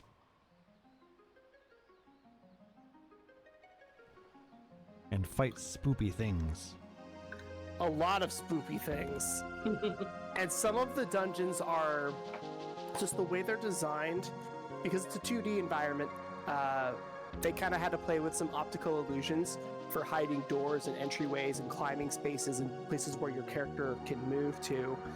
And as a result, some of the dungeons are, you'll move to another zone that's very obvious, and you'll look around and see that you've missed a couple of things, and so you want to try to go back.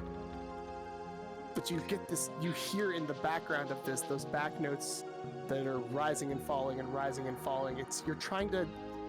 You're lost.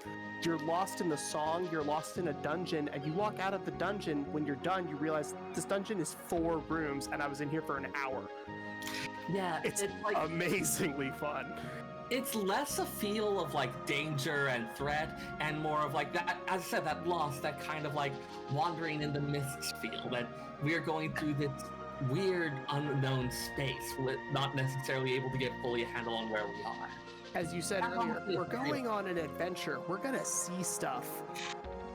And that's what a lot of the dungeons in this game are.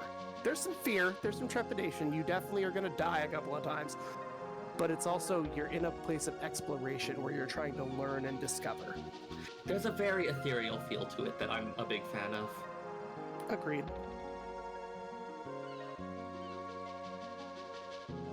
It's a nice dungeon theme for being a dungeon theme. Yeah, it's not quite as vicious and violent when you hear dungeon theme. Yeah. Yeah. But things get a little bit more harried when you get to Ah. That's the first one. Yeah. This is Battle Battle This 1. is the basic Battle 1. This is your random encounter, walking across wherever your dungeon or your battlefield. This is your, okay, there's 4 wyverns to kill or whatever. This is the one that is a very good song, but you have to remember the song was also written to be punctuated by menu sound effects and weapon slashes and electrical and fire effects playing in the background. Yeah, okay, I was worried about that. It actually felt a little bit flat from what I remembered. And yeah, Yep. not having the sound effect going on would explain that.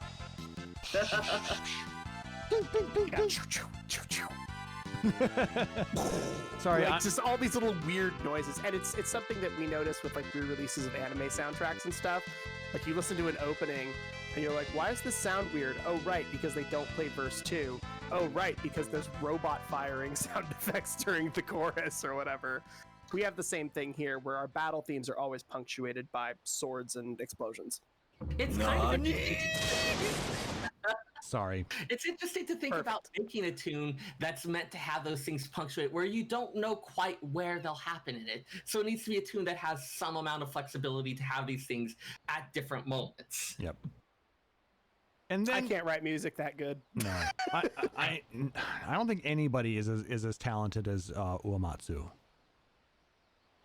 I can think of 2 dudes on his heels, but Oh, there they are people still that on are his heels close, for me. but it's I'd make an argument for Soken, but we'll worry about that later. when Soken gets the same number of games under his belt that Uematsu has had to go through for the same amount of years. Yeah. That's fair. Also, I feel like we can probably count multiple chapters of an MMO. We'll figure it out. Oh, I am. I mean, I'm including some of that because Soken's been doing this for. I think he took over in 2013. Something like that, yeah.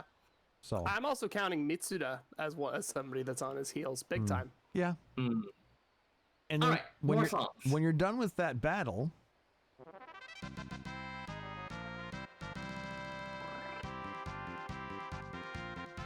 That's just bog standard Final Fantasy. I don't even know what to say about that, man. It's so still- good it's though. still good. Oh yeah, it is. The fanfare is different in every game, but it's still the same in every game, and it's such a wonderful underlying piece that we get to hear. Not as often as I'd like in 14, not as often as I'd like in 12, but boy, when it shows up in these SNES franchises, oh, gorgeous every time. It's good. I just don't know what else to say that hasn't already been said. Oh. well, we can jump on to the next song then. Ugh. That's one you don't want to be hearing. Okay, so 4-Job Fiesta is fun, but man, starting with 4 White Mages is a pain in the butt. And you hear this song a lot. This is, like, it's fairly obvious just for the style, but this is the game over music. Mm-hmm. It's much shorter than in past games. Yeah. You are designed to die. There are parts of this game where it is faster to fight a battle, get your ass kicked, die, start from your last save, run back to the battle, and do the battle in 3 turns. It's a very weird game design choice. So the Requiem, as it is called, it can be short. It's okay. You're going to hear it a lot, but you don't need to hear it for more than a few seconds. All right. So I mean, it's also a game where at least part of it, the gameplay challenge is figuring out what jobs to bring. If you bring the wrong jobs, it's kind of nice to not have to sit around for a while. Truth. all right. So as you continue on in the game, you encounter a number of different locations, such as this one.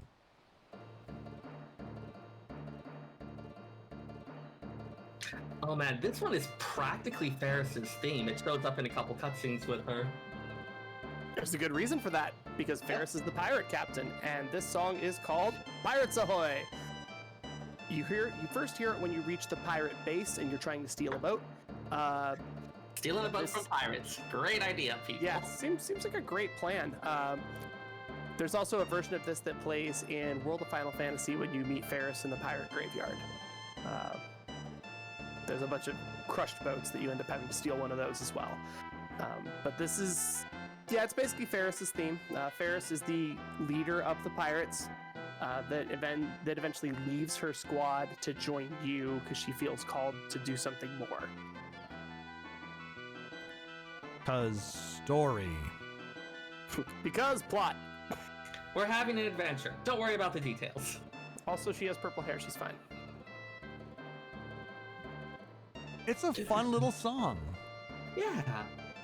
I mean, These they're are not pirates, scary right? Like, pirates. yeah, I mean, they're pirates, but they're pirates insofar as, like, there's two different kinds of pirates. There's Pirates of the Caribbean pirates, and there's, like, One Piece pirates. Where, like, the One Piece pirates are barely pirates at all. These guys, yes, they'll rob you. They have cutlasses and stuff. They're also here to have a good time. Well, there's also the Norg pirates from 11. They're a very different pirate. It's true. They've got some other stuff going on. All right, so like, some of the other places you get to go. How about town? Hey, here's all the stuff you need to buy. Pro tip.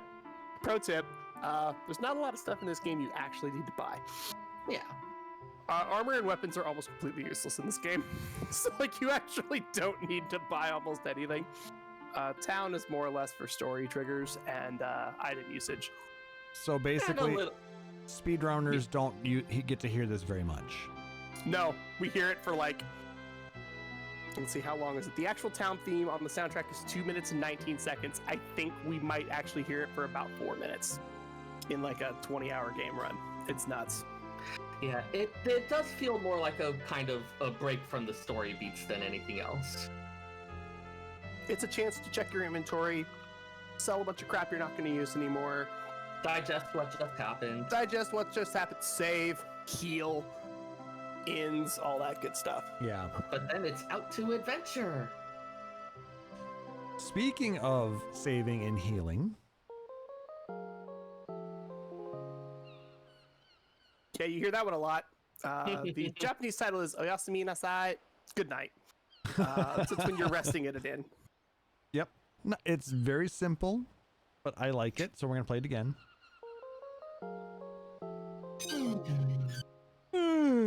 That just feels like something that's kind of punctuating the day, putting a nice period on Remember to hold and reset while you turn power off. it. Oh wait, that's a different console. Yes. All right, so moving on. I said moving on. There we go.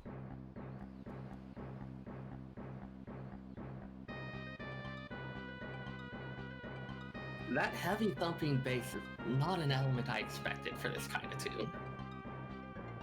It kind of adds a weightiness to it. Sorry, the door's locked. But I need to, because I have the other crystal did a, nope, door's locked. Okay. And then every time you go to a shrine, whether it's Sealed Castle or the Wind Shrine or any parts of the crystal or anywhere you're going, this is your, hey, you haven't quite done this yet, or if this is going to open during this scene, it's not going to open easily, and something is going to happen to make it occur.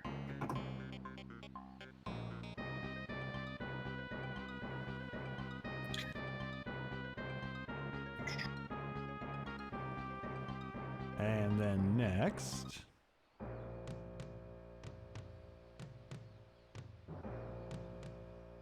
I love the use of the synthesized drums in these tunes. But we only have, limited notes that we can hit in a digital environment. There's a lot of notes that we're hearing that don't actually exist. Like, they're playing notes around it so that our brains think they exist. This song is a very good example of that. Yeah. It's called Cursed Lands on Norori no Chi. It's when you're visiting things like the ship graveyard, Karnak, the castle that we were playing a song from earlier, or the city of Gon. The fact that this is playing in Karnak, which is supposed to be civilized lands, town, castle, all that, that's one of the first indications that something's wrong here. Yes, something is very wrong.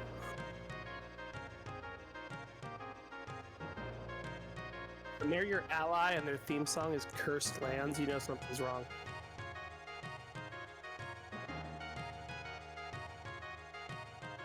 All right, next song. God, how many times? Like that one armor shop where it's like you get one purchase and then you get arrested. God.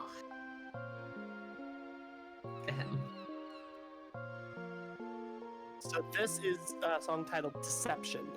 It's when you encounter Siren, Garula, and also going back to Karnak Castle, which is a pretty impactful scene within the story. This is when you are imprisoned in that castle. There is a town where you literally, guards are watching you, you buy one thing, and then you're immediately arrested. Well, and you get good prices on that thing, but then after that, they're forever more expensive. Fun fact, you actually still get the item that you bought. Right. You get one. And you didn't pay for it. Oh, damn. It doesn't actually take your gold. That's why they charge you more, because you screwed them over. Yeah.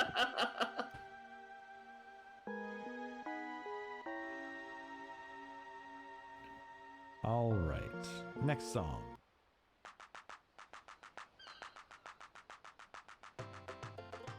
Okay, this is another town theme. This is a very interesting town theme. I like this one so much more. It sounds like This is the a kind of festival. town theme where you expect a Disney song and dance at the cold open of the movie to occur. Like, this is the happy towns where shit is less bad. This is the track is titled Hardest, hence the stringed instruments kind of give away, like, oh, this is the theme and flavor that we're going for. This is for Carwin, Istori, Quell. There's a couple other places that it gets played, but this is the happy story beat town theme. Like, these are the towns that you ran into while they're having their harvest festival, is the way I like to think of that title. Okay, you walk into a town and they're like, adventurers, okay. You're like, all right, oh, you're adventurers? Okay, watch your ass. And you're like, oh, well, that's not great, I don't want to be here. You walk into this town and you're immediately greeted by the mayor handing you a mug of ale. Like, this is the happy town. Like Rory said, it feels like you Town just where walked visitors into are the killed. Mayfair. Mayfair, yep. Yeah. Visitors are welcome, stay for a while, and not in the sinister sense either. Yeah, not Not in the jail. midsummer sense of, ugh. Yeah.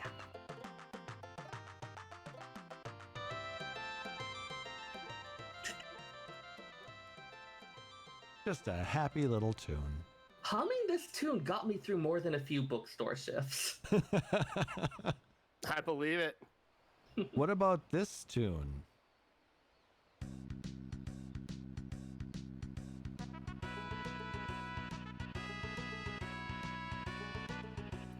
I can hear you humming To this the one North too. Mountain.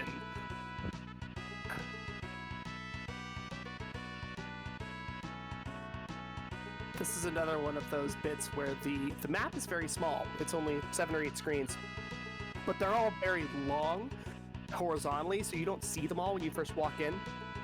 So you go in and out of doors, and you go in and out of the same screens a few times. But the music, the way that they built the ROMs for Super Famicom and Super Nintendo, and they've maintained this with all the re-releases, the music doesn't stop when you zone unless the music changes in that zone. So this song plays the entire time you're climbing a mountain dungeon. So it'll play, and if you notice, it doesn't really have a good beginning. It loops very quickly within only a few seconds, and there's 2 or 3 variations on their 8 and 16 beat pieces of the song. So when you leave battle and you come back in, you don't know where you are in the song, and it doesn't matter, because it sounds like the song hasn't stopped the entire time you're here. It has a little bit of a heroic feel to it. Like, there's kind of this, like, with the climbing around, this whole, like, ascending to the top, to the summit, to this glorious conclusion. like you're working towards a goal, because you are working towards a goal. And these particular 2 sections of the North Mountain and Drakkenvale, you've gotten enough jobs, and you've gotten enough jobs leveled high enough that you now have regular and subclass skills, and you're starting to really customize your characters, and you're starting to customize your play style. And it's really a good test of, do you know how this game works? Because if you do, you're going to be having a great time during these sections. And if you don't, then this very happy music is definitely not how you feel when you are in combat. I feel like I could see this playing over some type of military recruitment ad.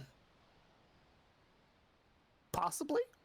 Or some type of thing like that, where it's like, here's this heroic spirit. Sweet, I want General Galuf to be in charge.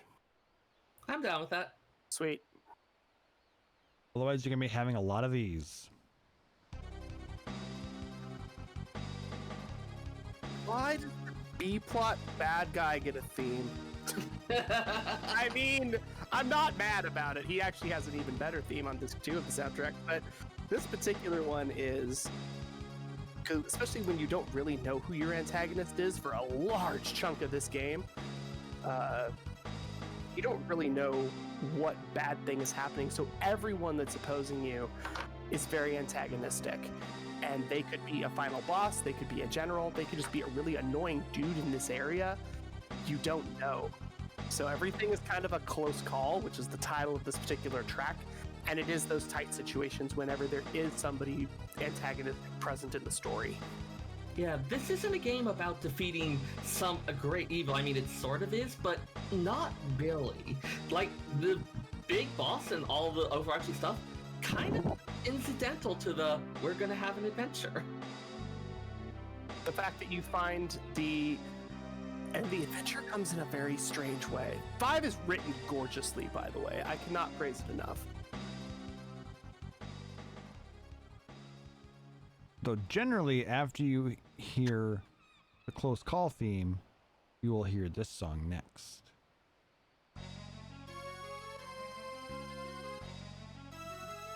Ooh. Battle 2, aka boss theme. This is because there's X-Death. Spoiler alert, this game is 25 years old. X-Death is your final boss that you have to deal with. He gets his own unique final antagonist sound. He also has a very major general who's, again, kind of a B-plot, who also gets their own sound and some of their own battle music. He uses this a little bit, though. There are bosses, and it could just be minions that are really powerful, or one really strong dude with 4 of the minion that you've been fighting this whole dungeon area, field, whatever. This is your generic boss theme. Man, when I started hearing these musical things during Deltascape, brought it all back. Oh yeah, anybody that plays Final Fantasy XIV during the Deltascape raid series, we got to see some iconic fights from all throughout the series that Omega had brought back, and a couple of them were from Final Fantasy V, and they utilized variations on some of these boss and battle themes.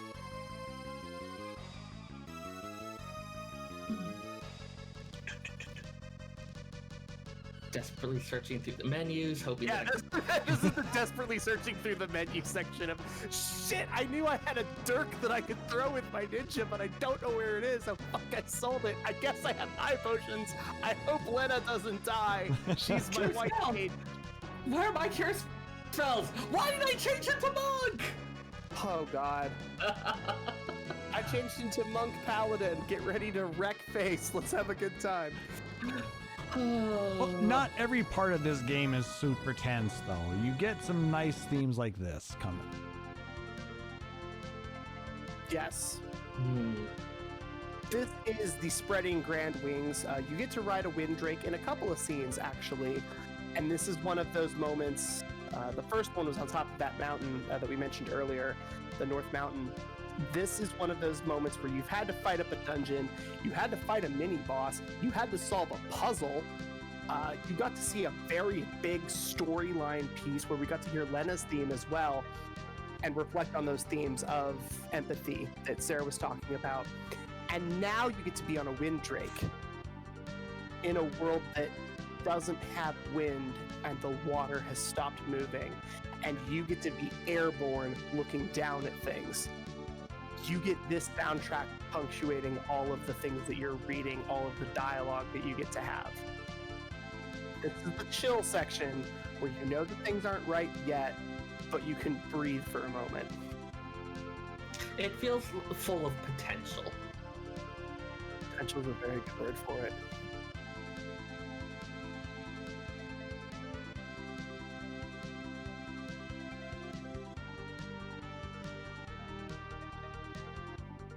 Just nice to listen to. Especially how much work it took to get that damn Windrake. I'm gonna listen to this soundtrack for a hot second.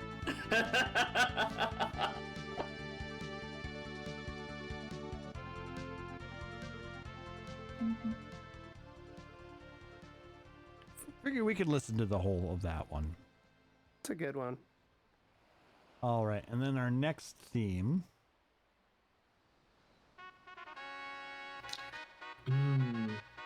Okay, in the chat,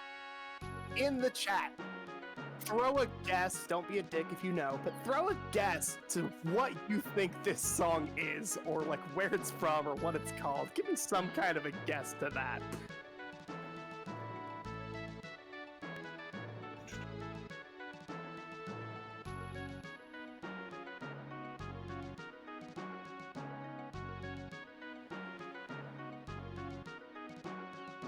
Don't everybody go at once.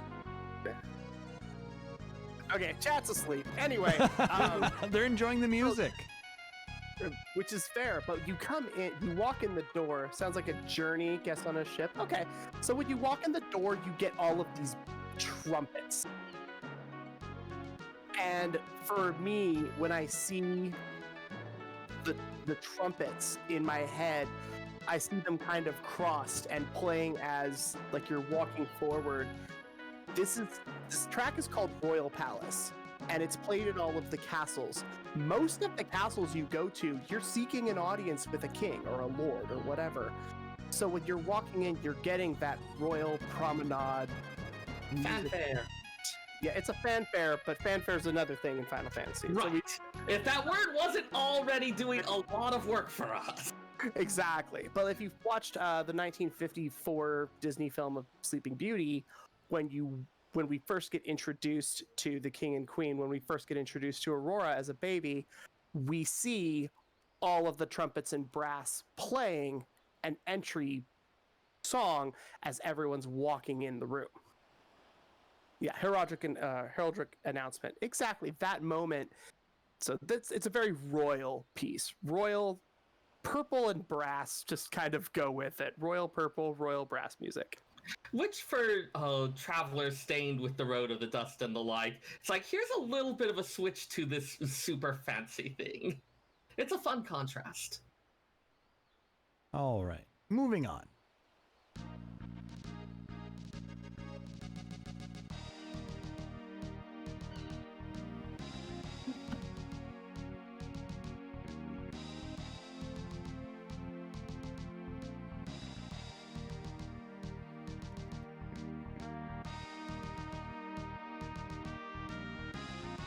Now this song gives some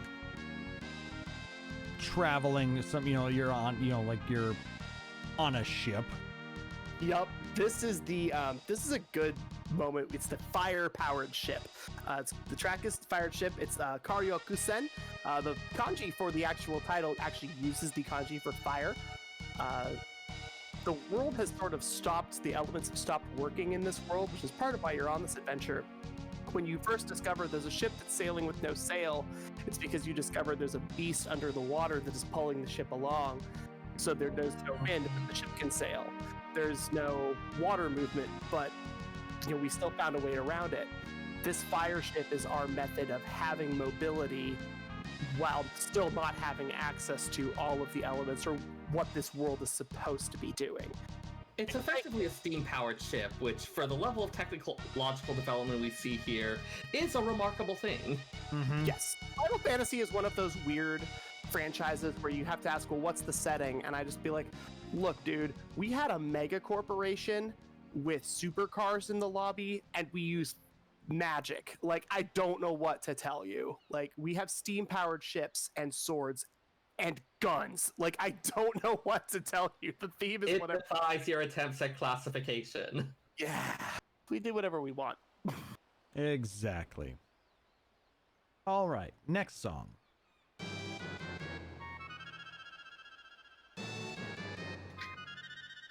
Run, you fools! And there's that motif of the opening theme again, but Yeah, but a little bit of head on our way. It's like, no. On your way, like, right now.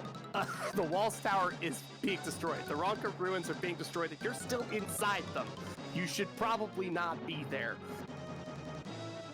This is those moments where you have to figure out, where am I? How do I get out? Oh God, there's a timer in the corner. What is happening? There's animations of shit falling. Oh, there's also random battles. That's fine. Nothing bad can happen there. Cool, Galoof's dead. That's cool. It's Run. yeah, this Run was, is a very good title. this was in the era where it was pretty common to have a, oh, you think that it's just going to wait to get there? Nope, there's a thing counting down. If you don't get it, game over. We're okay with that because that's how things work at this point in time. That's how game design is right now. What did you say, Taliz? Galoof is dead?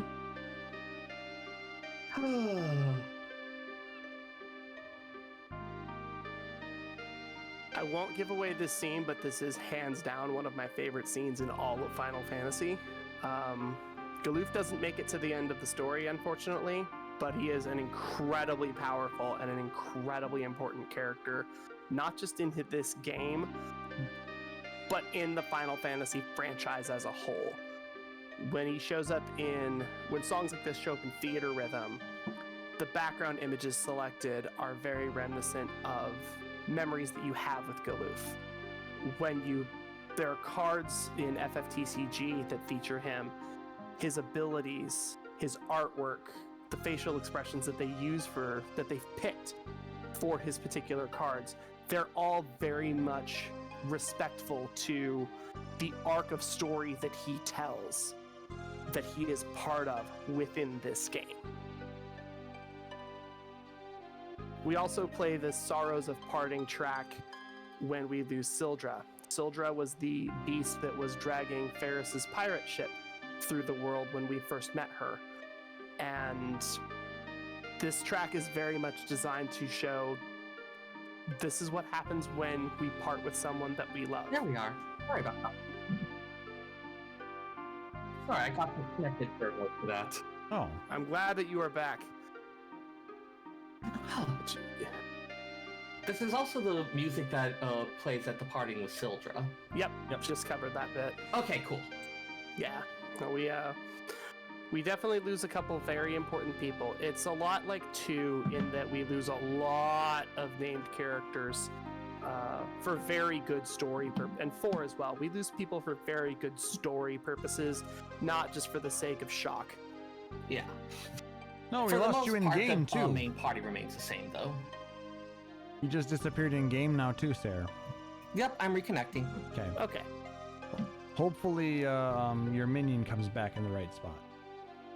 That can be fixed. Yeah. I just Such a wanted good to track. finish this one because it is such a powerful song.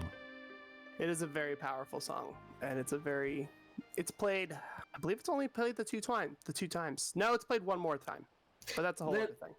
Yeah, there's a couple other points where there's where some of the characters are talking about and remembering things from their past. Yeah. I'm glad you came back in time for this song, though, Seyrr. Oh, yeah. This one's yours.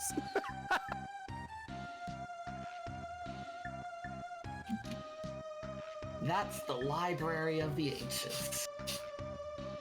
That's where Seyrr works.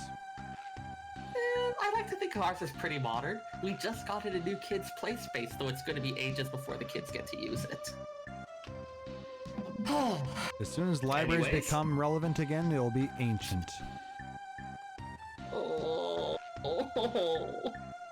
I'm sorry, was that Nope. too soon? Maybe a little. Well, good. Kidding. But yes. Did they use a theme of this in 14? No, they didn't. They used a totally couple different songs. Yeah. But it's like, this is a library, but it feels like some kind of archaeological ruin.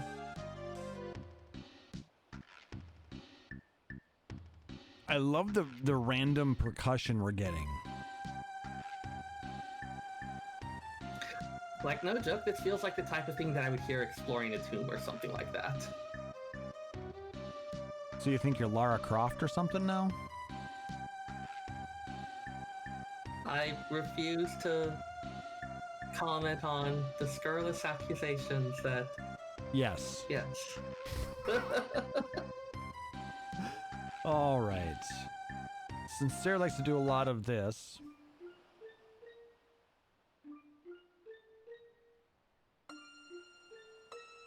and you're doing a lot of this about the game in general. Yeah. Reminiscence. Sorry, terrible segue, sorry. A little bit, yeah. I but don't yeah, care. as the name suggests, this is the one that plays during several segments where characters are remembering the past, where Lena is talking about her shared history with Ferris. It has a little bit of kind of a melancholy feel to it.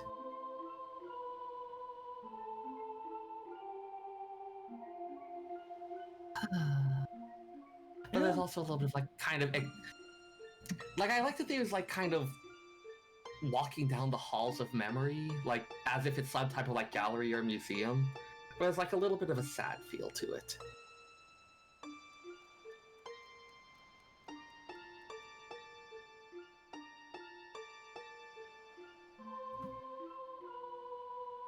How Uematsu put this song together is just, it's making everything just kind of tingle in my head.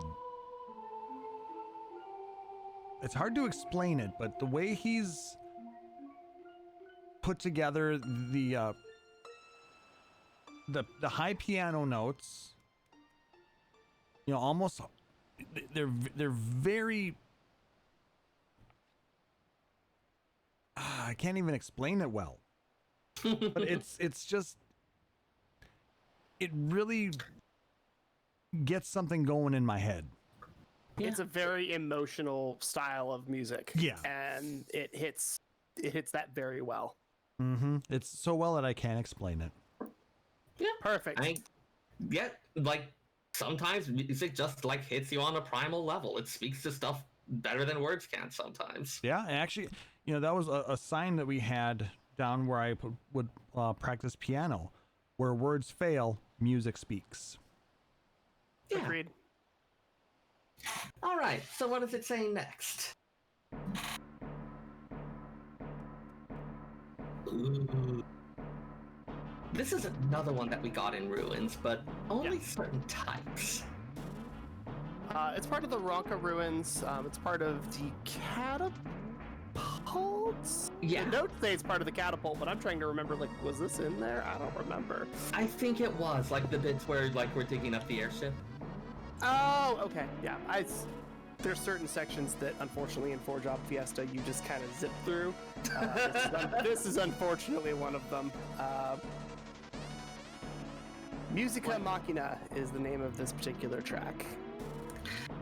It's ancient ruins, but ancient ruins from advanced civilizations.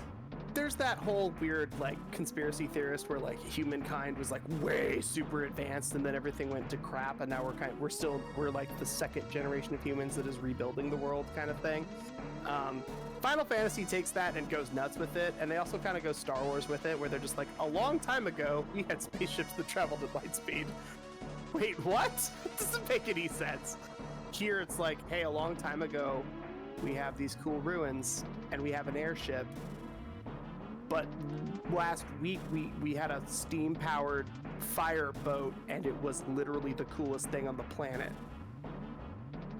And So 3 weeks high-tech. ago, a second meteor hit, and like 4 weeks ago, there was a sea serpent dragging a pirate ship around. Like, this world's a little crazy. This sounds like 2020. Yeah, I was gonna say. Also, Yeah. fun fact: what happened to the Murder Hornets subplot? God, lazy writing. Uh, I think they Super wrote it out plot. like Roche. everybody hates Roche. All right. Continuing on.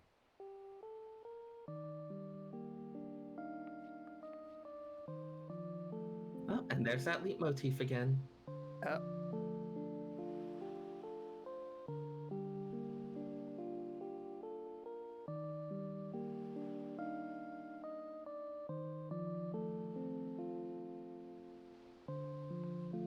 This one's called The Day Will Come. I'm not quite sure what day it's referring to exactly here, but This is one of those.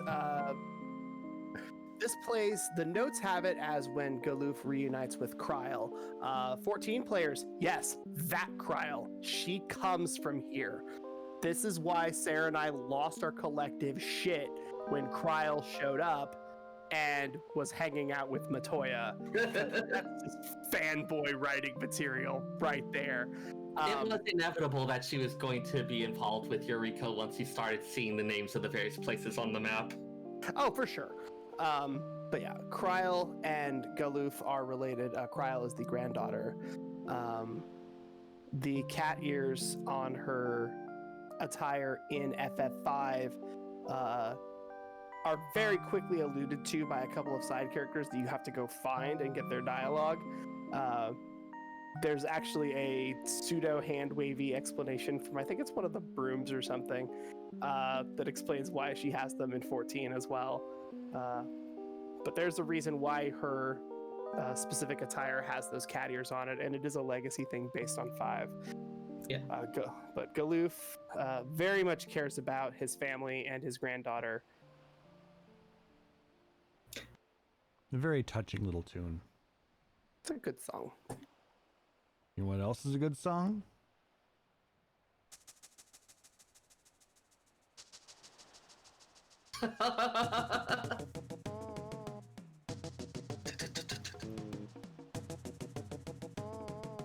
Oh man. First time this plays is at the first town you go to at the inn. Oh yeah, and you get there and you're like, what are you talking about? Why is there a bar? I guess I can buy items. I do need to stay here. There's a dancing girl on stage that I think wants to give me a lap dance. Everybody thinks I can play piano. I can't! Spoiler alert! You can actually go play it, but you're terrible at it. Fun mini game. There's like 10 pianos in the world. If you play all of them, by the time you play the last one, you're like playing full bars of a song, but your first one, you sound like you face roll the keys. It's pretty great. You unlock some bard songs for doing that too. You do, actually. There's a purpose to it. But this is it's called What, and it is designed to be your comical moment music so that you can take a mental break from the stress that is 5. In the particular instance I'm thinking of comes where Ferris, who is still kind of standoffish to the rest of the party, has gone to get, along with the pirates, to get rest at the inn, and you can pop up to Ferris's room. And at this point, everyone's like, this is one of those Rosebud with Sled moments. Ferris is posing as a man, but is actually a woman. So they come to the room, see that, oh, Ferris is asleep there, and Galuf and Bart start being overwhelmed with these strange feelings, just looking at him, sleeping there. Feelings that they've never understood having when looking at a guy. Neither of them can really put it into words, and Lena is like, what is wrong with the two of you? Yeah, because Lena figured it out immediately, and you're boys, and so you're dumb, and they play on that. And it's cookie cutter. Like, let's be real. There's some pieces of comedy that just work. Oh, you have 3 people, so you have a smart, dumb, and a weird. Like, there's shit that works for a reason. We keep doing it. That was one of those, like, Ramna 1/2 moments where you're like, oh, everybody knows except nobody knows, because it's funnier if nobody knows. Yeah. You know what song we haven't heard yet? Oh, please play the whole thing.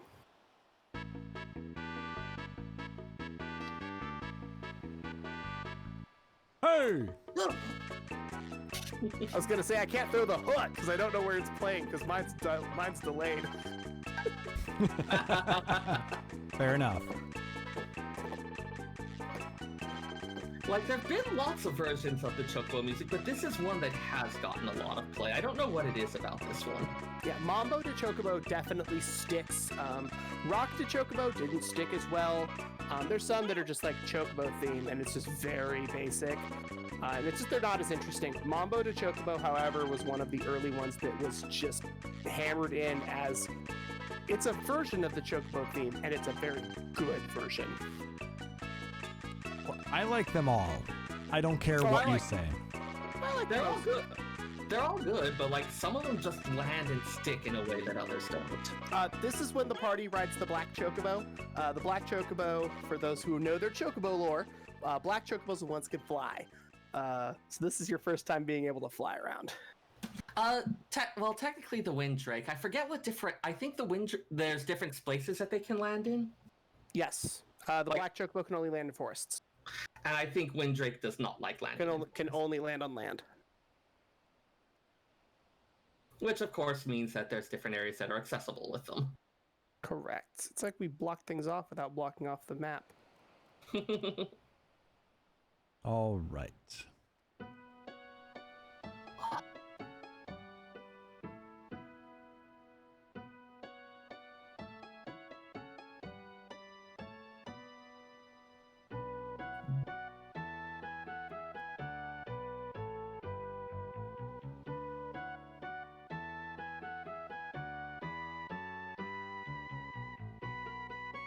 This song just kind of has a feeling of home, doesn't it?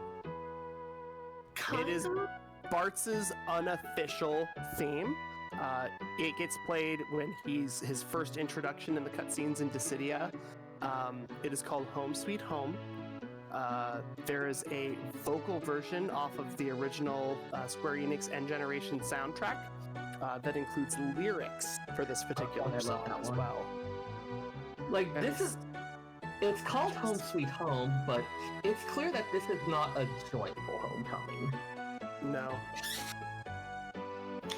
This is a place that, and it's still a happy, vibrant, pleasant town, but it's a place that has a lot of memories attached. Yes.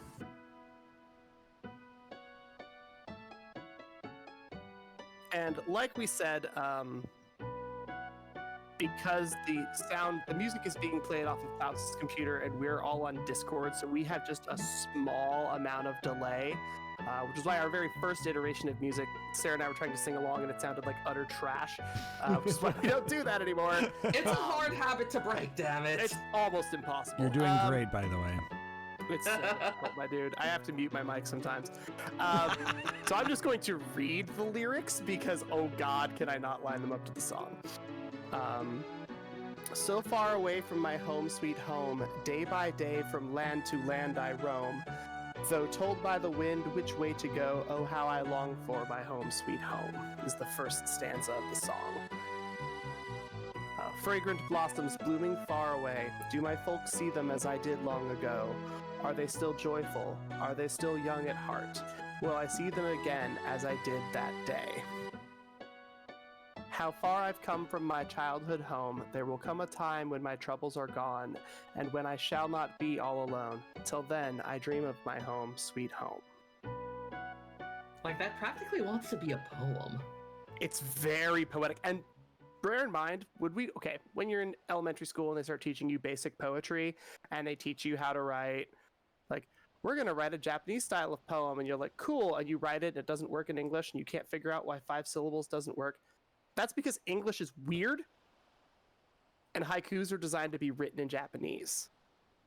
This song's lyrics in Japanese are very different than their English lyrics because of the way that they flow. The meaning is still held quite well, based on my very loose, very poor translation skills.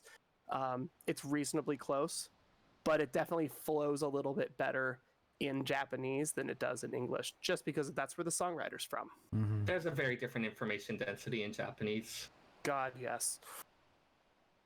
But yeah, plot-wise, this is, of course, Bart's hometown. He travels the world because it was his father's last wish. It was something where his father and mother lived together in this town. His mother passed away one day, and at that point, he and his father set out on a journey.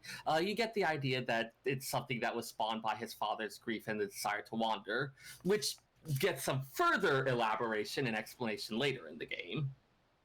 But one of his... he talks about how one of his dad's last wishes was that he continue to explore the world, which is why he's out adventuring. So when he's returning, he's kind of returning to this place where this place where he grew up, where he had these experiences, but also this really sad punctuating event that started off the whole thing.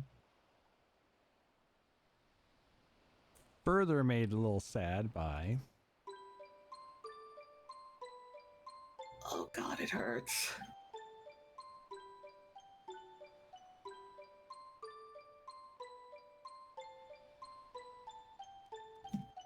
So can we talk for a moment about how this sounds like a music box? Absolutely. It is titled Music Box. That is what it is. It is Bart's mother's music box, and when he listens to it, this is the song that plays. But not that long ago, we had royal trumpets. Not that long ago, we had stringed instruments playing as we entered a festival inside of a town. Not that long ago, we were hearing something that felt like heat and brass and baritone as we were talking about a ship that is powered by fire. And then we're just pulling it all the way back to play a music box.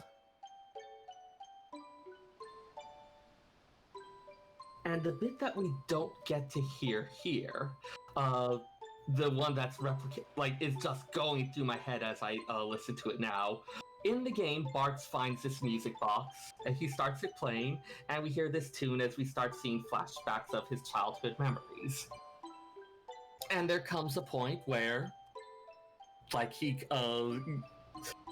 his father sees something, reacts, and we pan over to his mother lying on the ground, and the music box just slows to a crawl before stopping. Oh, like that.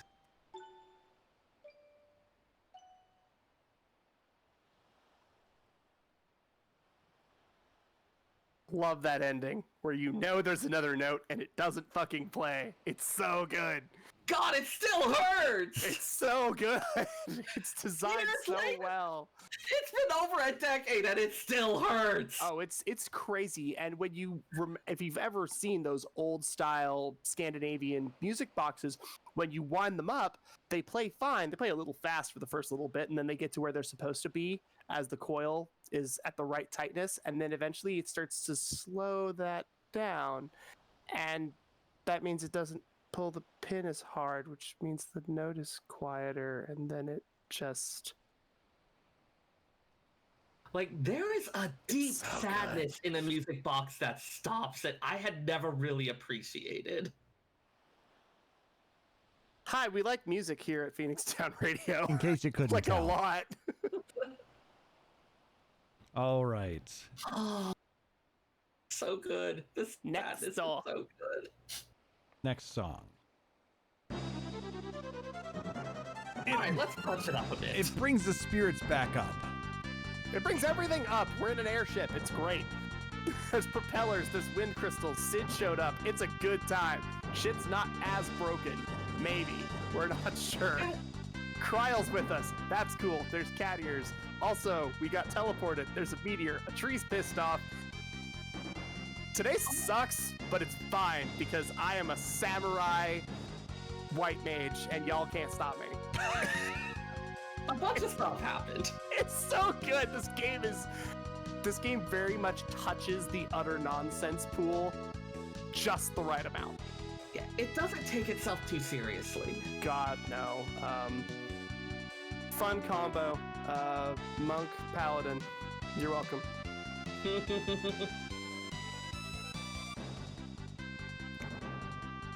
And you keep mixing in those little leitmotifs. They have to, because now you're in that spot where when you listen to anybody that likes musicals, I'm going to use the producers because it's one I'm familiar with. There is a scene where Max Bialystock is in jail, and he sings a line or two from literally every single song in the entire show. And it's that, let's get recapped to where we are. By the time you have this airship, you need those leitmotifs. You need that recap of, this is what happened in the forest. Do you remember the chocobos? Do you remember this castle? Do you remember this other castle? Do you remember when the crystal shattered? Do you remember when you lost Galoof? Do you remember when you lost Sildra? Do you remember when you found out about Ferris? You've been playing this game. This is a very grind-heavy game. You've been playing this game for 45 hours over the last 2 or 3 weeks. You might not remember it all. A lot happens in this game. Airship theme decides that this is where we're going to accompany all of that. You get no random battles. You can go anywhere. Let's remember what we've accomplished, and let's remember what we're flying towards. You're flying towards this.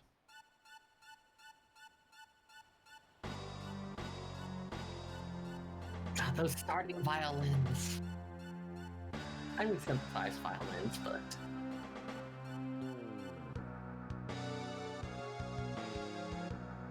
There it is. This is that other, like, remember Omega? Yeah, like, oh god. Fear the void.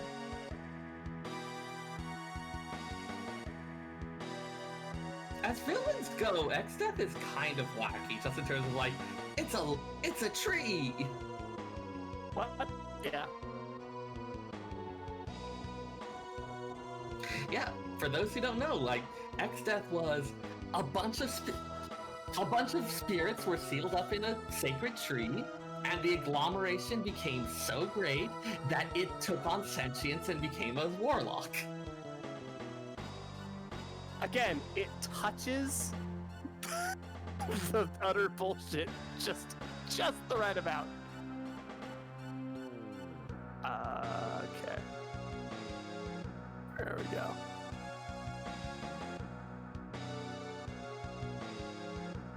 Yes, this is the evil Lord X-Death, which, looking at the katakana, that is probably, and there's one kanji, that's, close enough.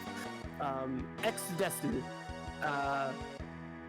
In the original English translation for The Legend of the Crystals, they didn't have good translators, and they didn't have a version of 5 in the US, so a lot of names don't make any sense. Like Sid became Shido, because he's Shido would be how you would spell it in katakana. X-Death became Exodes. So like there are some really interesting Bart's butts was bats.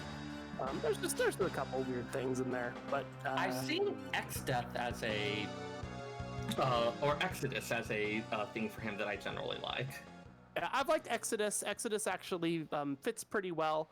The fact that they didn't go with a biblical reference in 5 when they did a very, very clear one in 4 with Cain, kind of a surprise. I feel like once you kind of lean into that, you stick with it.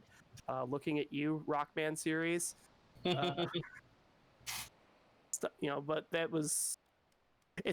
that's the cutscene. We should be clear. That is the cutscenes of X-Death. That is when he's explaining what he's doing and why he's doing it, as opposed to the actual battle with X-Death, which is a different song. Yeah. To which end, there are more songs. That was disc 1, which took a while for us to get through. Shock surprise. There's a disc 2 for FF5 because the soundtrack was so big and because there's so many iconic pieces from it. We wanted to break it up into 2 so that we really had the time to do it justice. Absolutely. Plus, we got a live letter and a bunch of other stuff this week, so we just wanted to make sure that we were able to hit all of our notes, wink, at everything that we could. Yeah, there's some real bangers in the second disc, like some things that have become Final Fantasy standards that we absolutely cannot miss. One of my favorites is in disc 2, so. Oh, one of everybody's favorites is in disc 2. And if you don't like that song, then there's something wrong with you. They're wrong. Exactly. It might be, it's almost always in everybody's top 10. Like, it's a very, very good song. For those of us that don't know, we'll cross that bridge when we get there.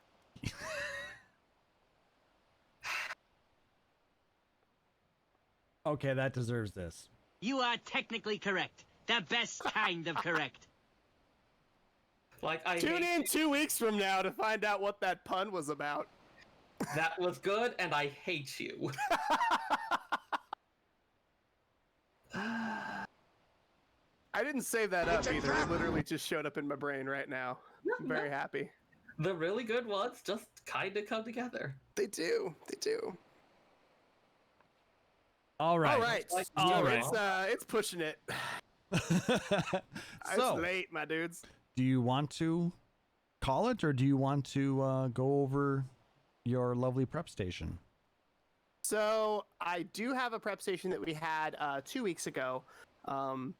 Unfortunately, unlike my usual prep stations where I pull them out of my back pocket and hope that it works, this one I actually did research on, so it's a touch longer. It is currently 9 p.m. PST. We've been chilling for a while.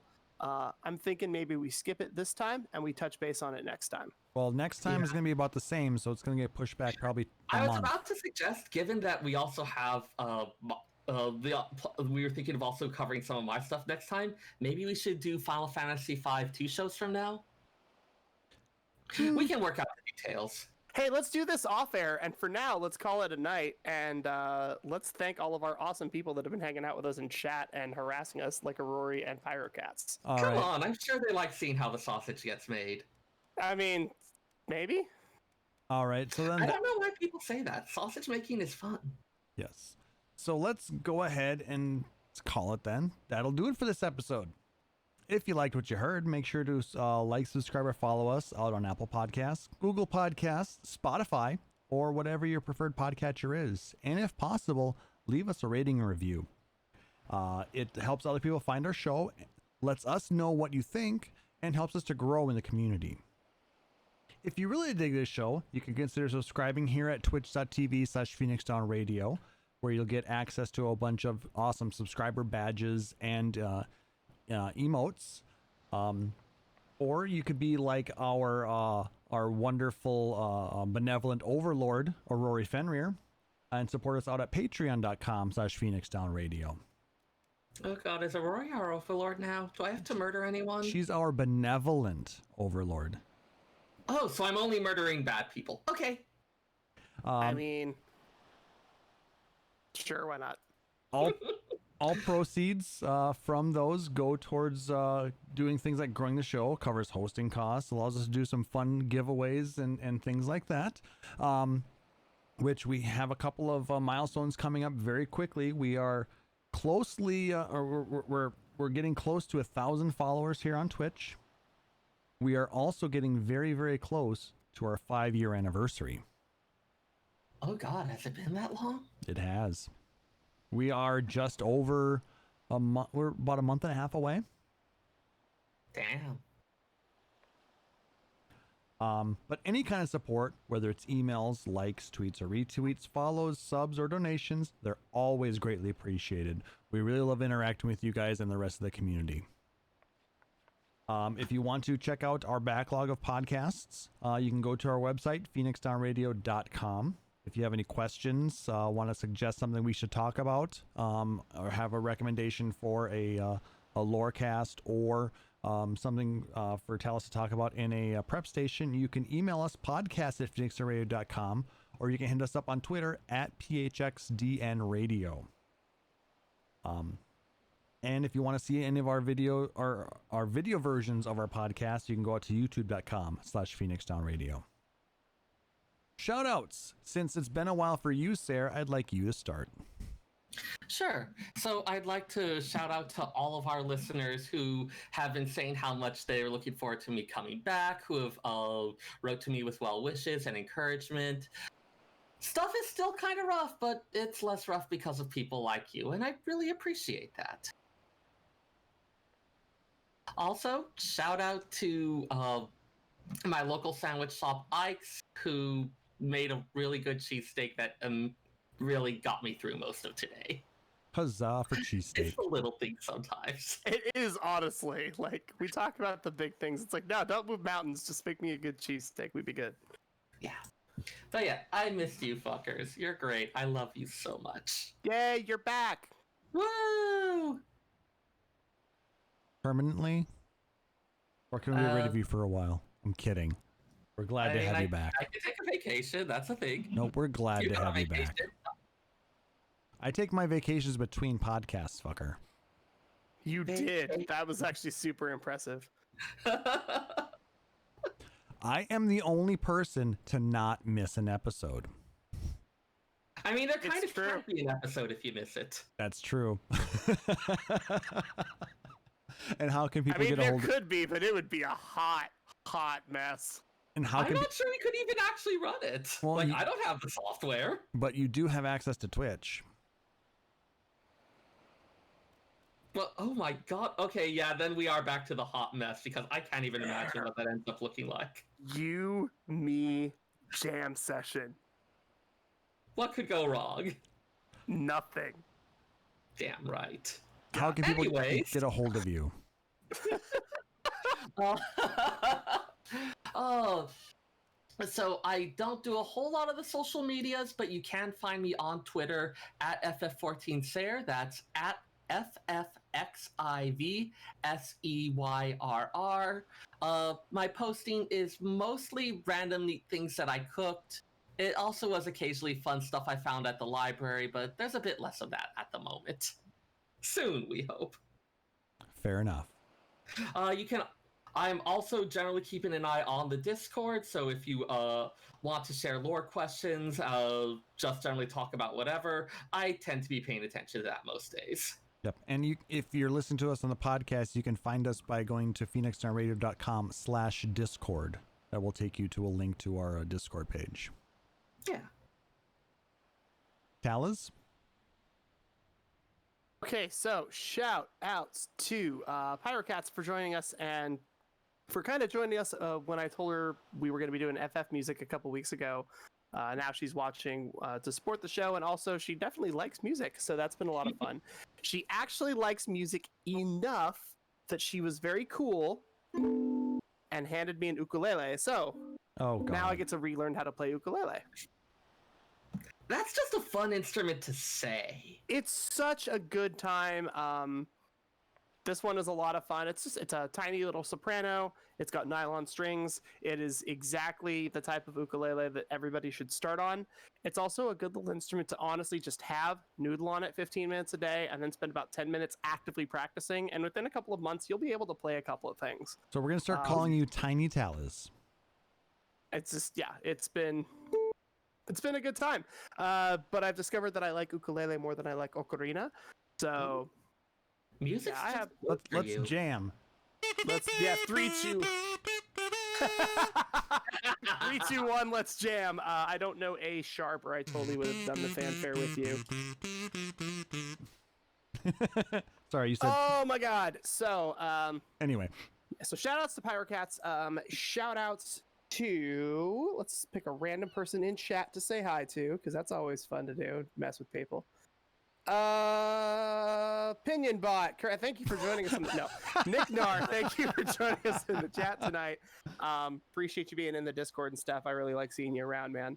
If you're not part of our Discord, definitely join us. Nick Nar harasses people. I send memes. It's a good time.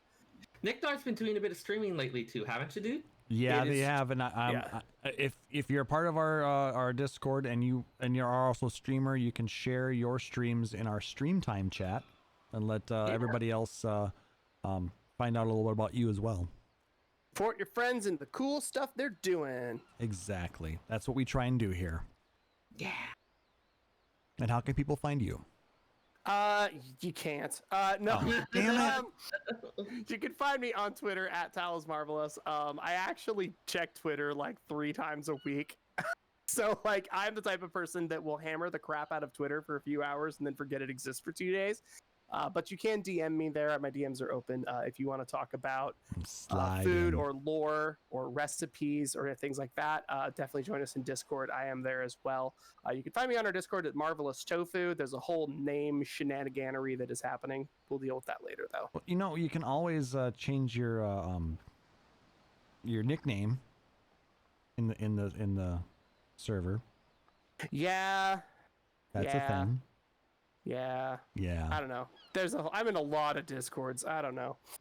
Yeah. One of the Discords I'm in just has people regularly rename me with nicknames based on Mostly the caprice of the server owner. Yeah. Right now, Fair. I am Ethereal Girl. Are you living in Are an you living ethereal in an world? ethereal world? That is Yeah. exactly how this came up. Because the song Material Girl also suggests Astral Girl and Ethereal Girl and possibly Outer Planes Girl. That's another song I need to learn how to play on ukulele now. You're welcome. And then I'm just gonna rewrite lyrics to be specifically about you. So when we do a makeup fan fest next year, I'm just gonna like stand next to you and sing songs about you while we wait in line for stuff. So you bring ukulele, I'll bring my harmonica and kazoos. I'll do vocals. And we need to get Whenever more. I play Rock Band, I always end up on vocals because no one else wants to do them. So is I do that. remix in percussion, and is Emmy doing backup vocals? Is that how this is gonna go down? Oh my gosh, I would totally sing with Emmy. I would rock that. That'd be super fun. Anyway, thank you guys for joining us. You can find me on Twitter at @TalizMarvelous. I respond sometimes. Good luck. All right. And I want to shout out to my co-hosts, Seyrr and Taliz. Seyrr, it's good to have you back. Taliz, thank you for all your hard work. I'm glad you guys were able to get down and have a lot of fun with Final Fantasy V this episode and next. Oh yeah. Now, just talking about like all the various thoughts and feelings, like I'm definitely not any kind of music analysis professional, but I can certainly talk about this is the feel that it gives. This is what it reminds me of. And that's exactly what I am trying to come up with and get across, is to share what we think of the game when we hear these certain songs. And I hope you guys have been enjoying it for these past few weeks, because I've had a blast doing it. Yeah, it's definitely going to be easier with a lot of these more recent ones that like played for hours or days upon end. Pyrocats in the chat says, I have. Yes, Pyrocats actually doesn't play FF, like at all. She's not really a big video game person, but she definitely is here for the music aspect. Yeah, I mean, there are those videos by that one producer guy who does he actually play the game? I think he did it, but he was like analyzing all the stuff about like the twinning theme. Oh, the music producer where he listens to all of the tracks and goes through. Yeah, he did like the twinning, and it was like the most liked video he'd ever made. So he's like, I guess I'm gonna keep doing video game stuff. Yeah, but I don't think he actually plays the game. He's just talking about the music. Yeah, That's such a cool perspective. It That'd is be pretty so, neat. like, that mind would be so fun to have. Yeah. Shout out to everybody listening to us on the podcast. Like I said, we recommend if you have the opportunity, join us sometime live at twitch.tv/PhoenixDownRadio. I stream a few times a week, and we do the podcast every other Saturday night at 9:30 p.m. Eastern, 6:30 p.m. Pacific. Come hang out with us. It's a really good time. And shout out to everybody who has joined us live today. So I really do appreciate it. So, for my co-hosts, Seyrr Timono, and for Taliz Marvelous, I'm Klauss Nightbringer, wishing everybody a wonderful evening. Thank you again for joining us. Take care. Stick around after the stream for bonus content. Phoenix Down Radio is a production of PhoenixDownRadio.com and Illusion Productions. Final Fantasy 14 and Eorzea are trademarks of Square Enix. In-game content for Phoenix Down Radio is the copyright of Square Enix. Open music for Phoenix Down Radio is provided by Guilty Gear Rock You. Check out the Metal Chocobo theme cover and many other music videos at youtube.com/Guilty Gear Rock You. Closing music for this episode is provided by Guitar Wanker 90. Please check out their full version of Matoya's Cave and other rock video game covers at youtube.com/Guitar Wanker 90. The views and opinions expressed in this episode are those of Phoenix Down Radio and its hosts and do not reflect the views of Square Enix.